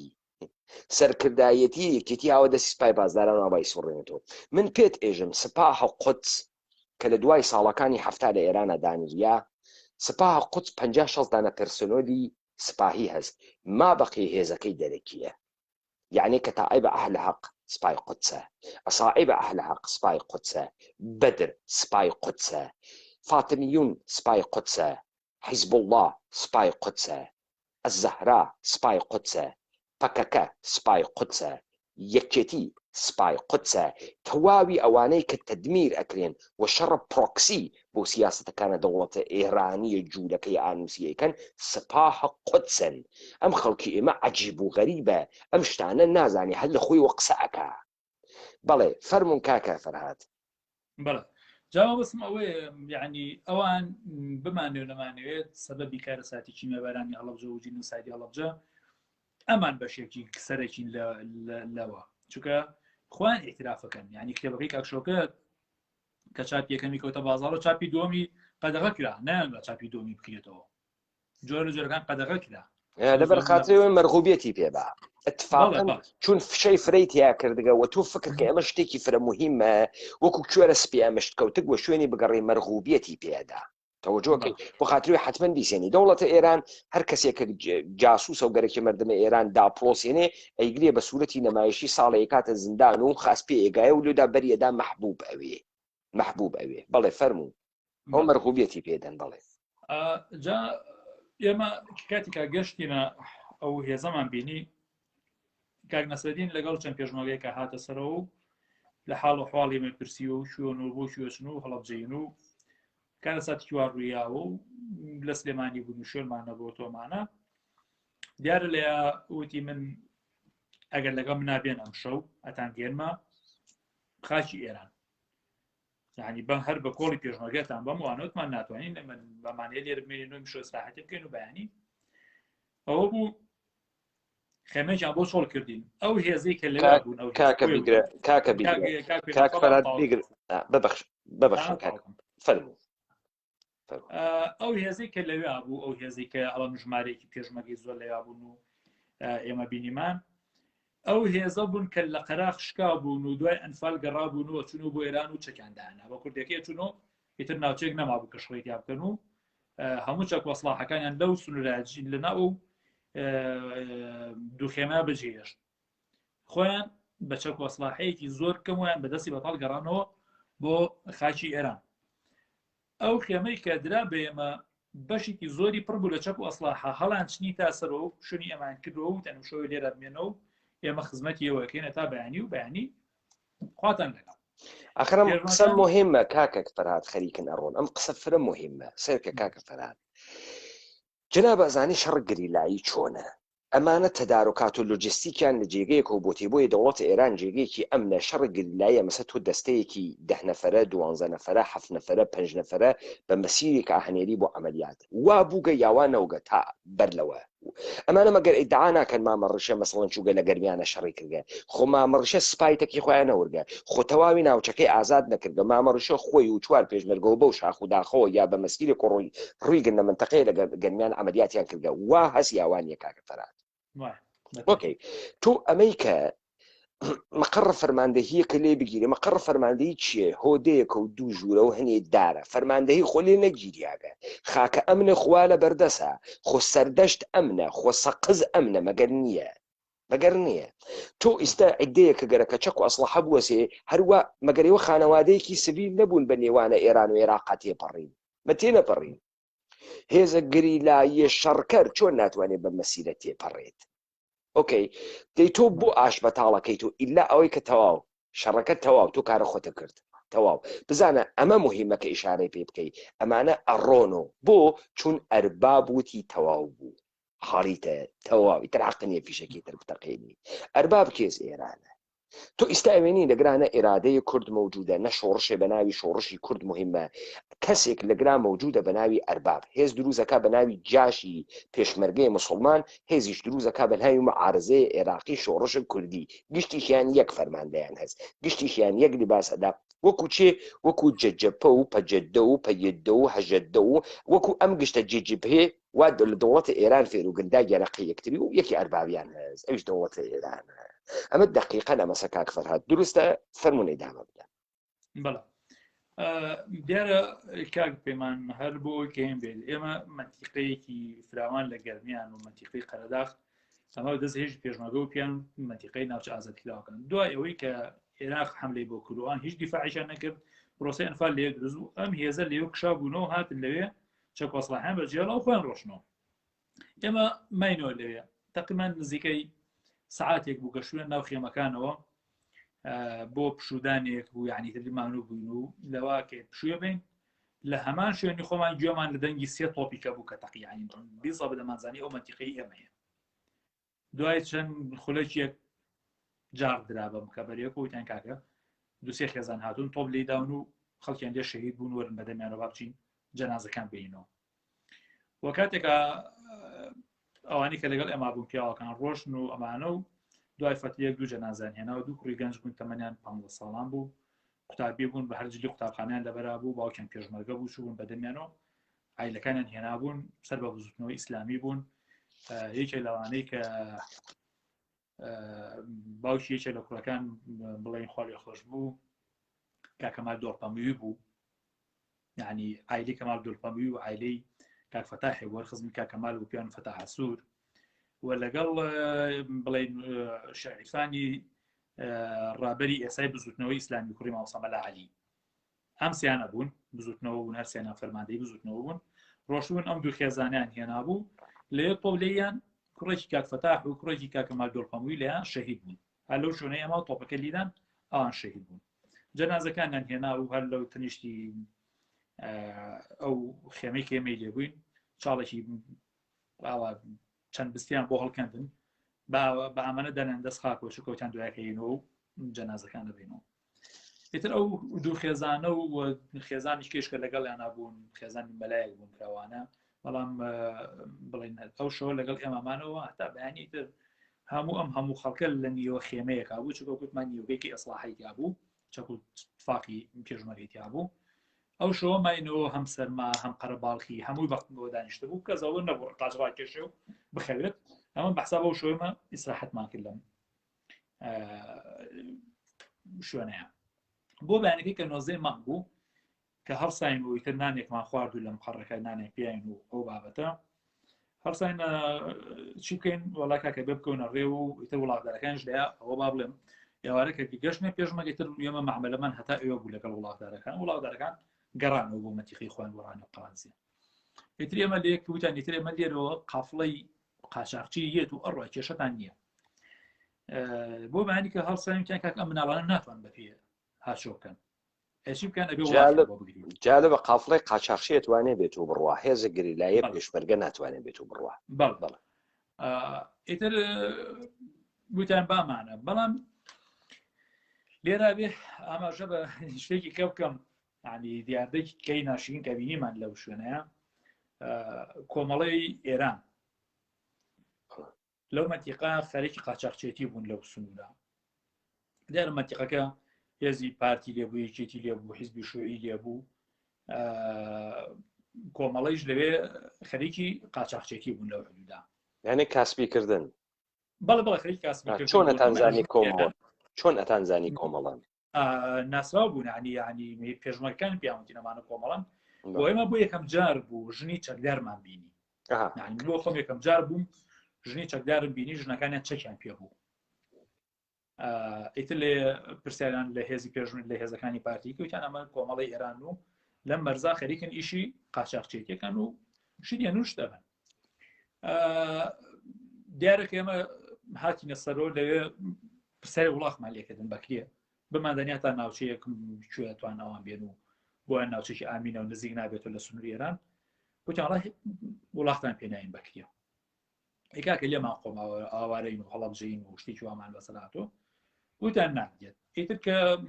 زۆر هات و چوون و معاملە و قسەمانە وتیان بە هیچ جۆرە وڵات ناین بەیەوە بەکرێ ئەو برادرانی پارتی کە لەوێ بوونیان کاکیجان ڕاست و دروست پێتان بڵێن بۆ وڵاتان پێنادەن بەکرێ وتمان ئیتر حاڵەتە گەورەکان وتیان بەڵێ وتیان لەبەرەوە جەماعەتی ئێوە جەماعەتی بزوتنەوە هەمان ڕیشیان هەبوو چەک و تفاقیان پێ بوو ئەوان کۆمەڵە بوون و ڕقەنە لێ و وەکو مەسەلەیەکی فکری ئێبا بوتانمە بابەتێکی ئینسانی و خۆمە مناڵە و مناڵێکی داماوی 5 ساڵ و 6 ساڵ و 7 ساڵ چی تاوانی ئەویان پێتان نادێت ئەوە بوو لەوێ جەماعەتی ئێمە کە چەند ئەسلاحێکیان پێ بوو جەماعەتی بزوتنەوە بڵێن بووم بە هاوڕێی ئێمە و لەوێ یەکمان درۆ شۆ لەم قەڕەکە بە زۆری چەک دوو وڵاتیان لە جەماعەتی کۆمەڵە سند و دوو چەکیشیان لێسەندن ژنوپێیە بوون چەکیان کردن چەکانیان لێسەند و وڵاتەکانیان لێسەندن وتیان هەر بە زۆر ئەیبین وتر خۆ شەڕە و ئەیکەین کە ئێوە بە پیاوەتی و بەکری و بە هیچ وڵات نایان بە ئێمە میش لێمان خۆماوە و ئەوە وڵاتەکانیان هێنا کاک فەتاح سواری وڵاتێکیان بوو وتی هەڵا مناڵێکی سەرکەوێت لەگەڵ ماوانە وتیان بەمیان وت مەڵام سەر ناکەم چونکە نەمەناسی و یەکەم جار گەشتم پێکوانە و بە یەک دوو نەفەریکان مناڵێکی مەتورکیان بڵێن ناوە چەند مانجیەک پێچاو بوویانەوە بە قماشێکی سپی و قسانە بەردەمی و وتیان ئەمە بەرە لەگەڵ خۆتە و دوو مناڵێکی سواری یەکێک لە وڵاتەکانی کەیەکەن و ئیتر ئەمە ژن و پیاوی ڕۆشتوون هێز بێنن چونکە چەک کراون و هێزەکانیان لێ سەنراوە و بۆ چێشتێکی کردن جەماعەتی حرەکەی ئیسلامی حرەکەی ئیسلامیش بڵێن شەڕی فکری هەیە لە بینەوە ئەمان کۆمەنیسم و چەپ نۆمان ئیسلامین و بە باڵی قەرارگای وەک تۆڵی ڕەمەزان و ئێرانیان نزانوی تر خۆ دەزانانی ئەم شتانیان هەموو خۆش کردەوە لەو کاتە ئەم وڵاقی کە کاک فەتاحی بەسەرەوە بوو لەوە بکێتە ڕێوە خزان بۆ ناو چەمەکە بۆ ناو بەحرەکەی قەندیل یعنی کەوتە تەپاوتل و بەرە خوار کاک فەتاح کە مناڵەکەی بە باوەشەوە بوو هەرچۆنێ بوو خۆی گرتووە بە دارێکەوە دارێکی بچووک و وڵاقە کەوتە خوارەوە شەڕەکە لە یا دوو بەرامبەر بوویەوە جارێک چەکراون جاری دووەمیش وڵاقیان تێیاسوو وەڵا کاکە کۆمەڵە بن و چەکدارەکانیان هەمووی ئیتر ئۆکۆڵە بۆ حدودا دابەشبوون بۆ ئێمە بۆی کە تۆڵەی خۆیان بکەنەوە ئەوانی ئێمە چووکە هەمیان سەربازی بوون شتێکیان لێزانی ئەوانش بە شێوازی سەربازی دابەش بوون و یعنی ناوبەناو ئەوە لە یادمە دەمە و نیۆڕۆ چوونە ناوچەیەکەوە لەوێ وڵاتدارێکی زۆری لێ بوو ئیتر پێڵاویان ئەفرۆشت و فستقی تیا بۆ کاتە و ینی هەموو شتێک لە ئێرانەوە ئاهات ئێمە لەوێ سەر و پێڵاوی تازەیان بۆ کڕین بڵین ئەوەی کە پێڵی ئەدیداس بۆیان کڕین و لەوێ جەماعەتێکی یەکێتی هاتن تیان کاکە و چەکانە تەسلیمی جەماعەتی کۆمەڵە بکەنەوە چکاتون شکاتیان لای ئەمە کردو ماناوی شتیان کاکە زەمانەت چییە بۆی کەمان لە ڕێگا کەچەکانمان تەسلیم کردن زەفەرمان پێ نەبن و تۆڵی خۆیان نەکەنەوە وتان هیچ زمانێتێک نەوتیان باشە ئێمە گەشتمە قڕیەوە چەکاتان تەسلیمەکەین لەوێ لە یادمە خاچ یەکێک لە وڵاتدارانی کە خەڵکی سڤیل بووەوە سەر بەهێزەکانی کۆمەڵە نەبوو ناوساژیکی جوانی پێبوو بەشیان و لای ئەو نیۆڕەنامە خوارد ئابەدە بە پارە کە ڕۆشتین بۆ نیۆڕۆکەی گەشت نە کۆمەڵە مقڕی حیزبی شوعی هەر لە منتیقەی قەندیل لەوێ نانی نیۆڕۆمان خوارد جەماعەتی حیزبی شوعیشان تێگەیان بوو جەماعەتی کۆمەڵە کە شتێکی وا ڕوویدا و بەش کۆچەکانەکانیان لێوەرگرتنەوە لەوێش تەسلیم نەکرانەوە چەکەکان لەوێ دەرچوین دیسانەوە بەڕێ کەوتینە ڕێوە هەتاوکو ئەو بۆ ئێوارەکەی چوونە منتیقەی قاسمەڕەش کە سەرکرداتی چێتی دوایەوەی کە سەرکرداتی گیرا بوو چوو بوونە ئێوە چوونە بارەکانی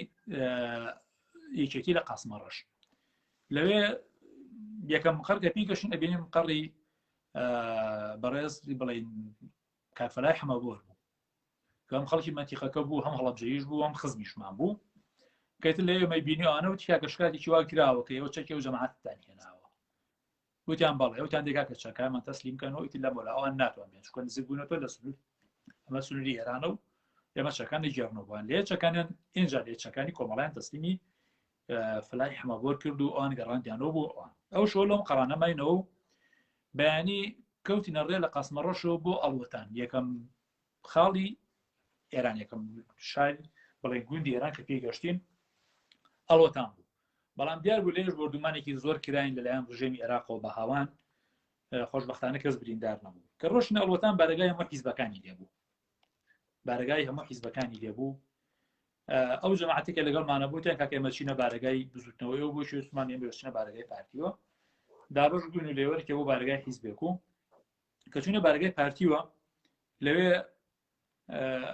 وەرەقەیان بۆ کردین بۆکوێ بۆ هەتا مەدیوان یعنی بچینە سەردەشت و لە سەردەشت و بەبانە سەقزا بگەڕێنەوە بۆ مەدیوان لێوێش هەچی پارەمان پێبووتیان کاکە پارەی عێراقی لە ئێران لێتان بگرن لێتان وەرەگرن بەسیعێکی کەمتر پارەکان لێوەرگرتنەوەیان کردین بە تمەن و بەڕێیان کردین یعنی حەقی وەرەقەیان لێ بەزیاد و لێ سەندین بە کوردیەکەی لەم قەرەکەی پارتی بەڕێیان کردین ئەو شەوە چوونە میراوێ شارچەیەکی بچوو بوو پیانۆ میراوێ شەو لە میراوێ ماینەوە لە وتیلەکە هەتا بەیانی بەڕێکەوتین بۆ سەردەشت و سەقز و بانە شەو چوین بڵێن ڕۆژی دواتر چوونە مەریوان لە مەریوان دوو ڕۆژ ماینەوە لەم قەڕی پارتی دیسانەوە لەوێ هیچ بەڵگەیەکیان بۆ نەکردین کاک فەرهاد من پێم باشە کە لە مەریوان ڕایگرن چون خەریکە شارژەکە منیش یەواشەواش تەواوەوێەوە ئێوە بەشدار ئەوەن چەندین جاریتر لەم دادگا بەڵام پێش لەوەی کە ئێوە تەشریف بوون من دەنگم خراو بێ دوو نوکتە بێژم من بیستێک بە کە گویا بە زوانە عەلی بن ئەبی تالب و کە شتێک نەقڵەکەن کە ئێژێت مەسئلەیەکی حەقە بەڵام نیەتێکی باتڵی لێ ئەگیرێ ئەوانەی حیزبین ئەوانەی یەکێتی و پارتی و پەکەکە و بزوتنەوە و حرەکەت و کۆمەڵە و دموکراتن لە مەفهومی ئستفادە ئەکەن بەناو شەهید مەفهومێکی ئیسلامیە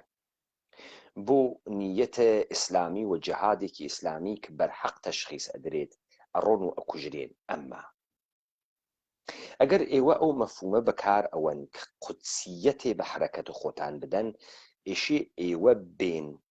و بێژن کابرا شەهیدە چییە مەسەڵەن شەوکەتە حاجی موشیر شەهیدە چییە شەهیدە قۆنەرەس شەهیدە ڕێگەی مەساسەس شەهیدە ڕێگەی کەربەلاس شەهیدە ڕێگەی ئومەتە کوردیە چۆن شەهیدە ڕێگەی ئومەتە کوردیە خۆ تۆ لەگرا ناتوانی کەلەمەیە شەهید بفرۆشیتەوە و ئەمما مردوو فرۆشی احترامە بە مردوو لە ترسینە لە مردووە تێت و ئەگاتە سەردەمە توتەمپەرستی کە ئینسانەکان لە ڕۆحی مردووەکان ئەترسن مردوویە جنایەتکار کە مەجالی پەیدا نەکرد بیکریت و بیوەی محاکمەی بکەی و سزای جنایەتەکەی پێ بدەیت نەشایستەی ئەوەسە کە احترامی بنێت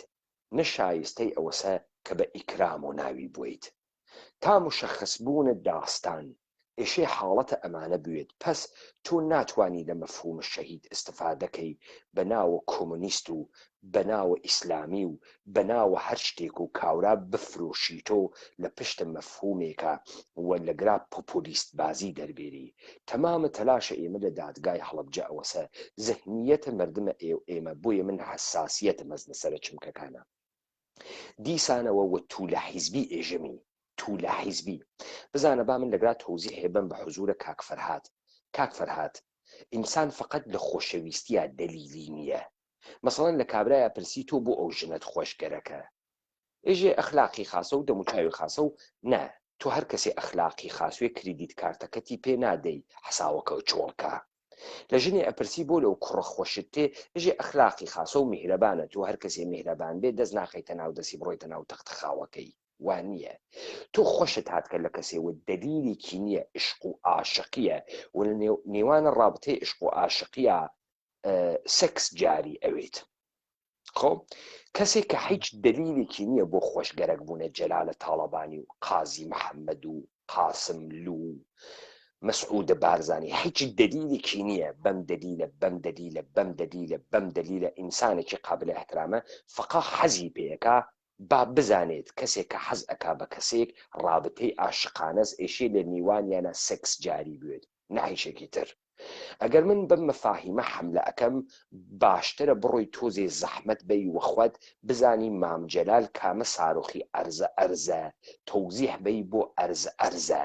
ئەو جار داواوە سواڵە قەداست بکەین. ئێشێ بڕۆی بێژی ئەمسالە شەوکەتە حاجی مشیر و جنایەتکاری وەکو نەوشیروان و تەمامە جنایەتکارهایە وەکو بنەماڵەی بارزانی و جنایەتکارەکانە حرەکەتە ئیسلامی کە لەگەڵ دەوڵەتە ئێرانیا بوون بۆ مقدسن بۆ مردمی مشخص کەرە و بۆ مقدسن. تۆ ئێشێ بێژی مەفهومێ بە ناوی پێشمەرگە وا لە هەر کوێکە ئەم مردمە کاری پێیان بوو حزوریان نەبوو بەڵام لە سفرەی تەجاوزە لە سفرەی چەتەگەریە لە سفرەی نۆکەریە بۆ دەوڵەتانە منتەقە حزورە فعالیان هەست بۆچی مەفهومێکی مقدسە ئەگەر جواوت نەداوە ئەو جار لە حەد خۆتا بەرخۆت دەتەکاکەن. ئێمە با بە دیالۆگمان کردگەسەوە مەجال وازە بیتە سەر و ئەو کەلەی سرە خاڵیتە چی واتیا بیڕژێنیتە دەرەوە نەڕژاندە دەرەوە بە پەرەمێزەی کەمە ناوت دەمت تا بفەهمی لەگرا لە حزورە ئومەتە کوردیا دروست قسە بکەی دروست هەڵس و کەوت بکەی. کاورا شەهیدە ڕێگەی چییە تەڕەماش شەهیدە ڕێگەی چییە ڕێگەکەی مشخص کە دروست ڕێگەکەی تەوزیح بە ئەخم مەرتی کە تۆ 100 ساڵە بە ناوی حرەکەتە کوردی حرەکەت ئەەکەی ئێژی کوردایەتی یەک دێر تەوزیح نەداگەسەوە کوردایەتی چییە بەچی ئێژن کوردایەتی تەوەجۆت کرد لەمە بعد مردم بزانێت وەختی حەز ئەکا بە یەکێ ئێشێ سەکس لە نێوانیانە جاری بوێ ئەگەر دەلیلی نییە هیچ کەسێکیش لەگرا خۆی نەکاوە فسفس پاڵەوان و ئیدعای نەیە باوەڕ فەرموو چنگم لێ گیر بوێت باوەڕ فەرموو چنگم لێ گیر بوێ ئەوەڵین جێگەی تەڕیەکەی ناوپاتە هەواسە بوێت ها لەگرا قارەمانێتی و ڕووداری و بەچەپڕووی کەسێ فاسد و بێ ئەخلاق و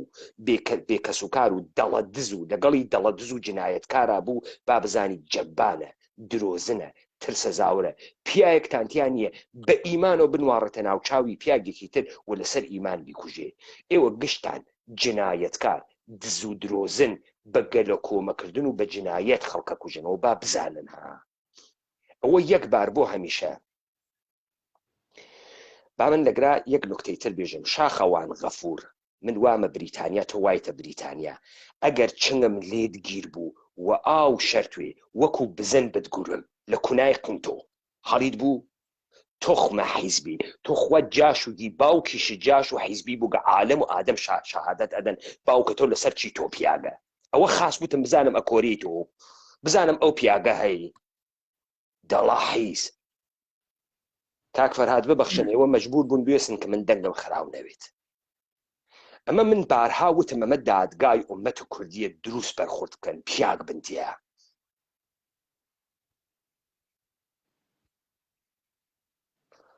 کورە بڕۆ جێمی کە مەرتی کە خۆ من ئەگەر تۆ گەرەکت وێ بیدۆزی تۆ ئەتوانی بیدۆزی تۆ فەسەفەس مەکە تێ هەڵدریاک تۆ خۆت و خانەوادە دیارە چکارن منیش دیارە چ ڕۆڵەیەکم بچۆ پێی کارە تۆخمە حیز بچۆ پێی کارت کاک فەرهاد ئێوە لە مەریوان وێسیان ئێمە ئێشێ بتوانین جەڕاحیە ئەم بووگەنە لە ناوە جەستەی ئومەتە خۆمان بکەین وا هەرچی نادرووسە لە بنەماڵە نادرووسە بەچکە ڕعیەتە وایسە زوانیان دەرهاوڵگە بەسەرم مردمە و پیای محتەرەم ناتوانێت قسە بکە من لە بەیانی و خەریکم تەماشاکەم بەناو دیبەیتەکەی ئێوە کاورا دەمپانەکات و مەسخەرە ئەکا پێ ئەکەنی تۆهینەکە و من هەر تا ئەم دەقیقە گرتم لە بەرەوەی ڕشتەی کەلام لە دەستە جەنابە دەرنەچی وەێ من ئەم مەجالە بە کەس نادەمی تر ئێوە لە مەریوانە وێسیان من کۆمنتەکان لە منۆ دیارنی دیارە تۆ کۆمنتەکان لە بەردەستان ناگام لێنێکی وزەرهاوە بارە حاڵاتێک بوو بێت ئەبێت کە تۆ قسەت کرد ئاساییە شێر ڕووبات نابێت جامعەی ئێمە بابزانی پیای مرد ناخەنە جێریەک و دەرکەفێ بابزانی نۆکەر نۆکەری گەرەکە بەچکە ڕعیەتی گەرەکە وا دایک و باوکی دیار نیەن وا باوکی شغڵێکی ناشەریف بووگە بۆیە ئەمیش ئەتوانێن لە ڕچکەی باوکیەوە هەڵسێ پیای مرد مەجای پێ نادەم بێتە سەر و پیای مرد بێشەرەفی قبول ناکە پیای خانەوادە مرد حقیقت ئێژێت ئەمانە گەلە کۆمەیان کرد لە مردمە ئێمە کە مەردانگی بکوژن نامرد بووە مرد بووە نامرد ئەمانە وایان کردگە بۆیە هەر کەسێک گەرە کێسی ناوی شەهید بێشێشی تەوزیح بعد لە چه ڕێگەی کا شەهید بوو هەر لە مەتنی ئیسلامیە ژێ کاورا لە شەڕە بەدرا کوژریا پێغەمبەری ئیسلام و تێم کاورات کە غەنیمەت جەم بکە شەهید ڕێگەی خوانیە تۆ ئێشە بزانی بۆچی شوودی و ئێشە تەوزیح بێ بۆ شەهیدی و بۆ مقدسی تۆ وایتە جێگەی جنایەتە گەورە مردووەکەی شێشێ لە قبر دەربێرن و بیدەن لە پەتە سێدارە کە مجازات کردیا تا ئەم مردمە یەک بار بۆ هەمیشە لە تاریخی خۆیان نەهێڵێ ئەمە جوبران بێتەوە بەسەریا و ئەم قیامەتیانی هەڵەبجە بتوانن یەک بار بۆ هەمیشە ئیبتاڵە بێرن و لەم قیامەتە دەربێن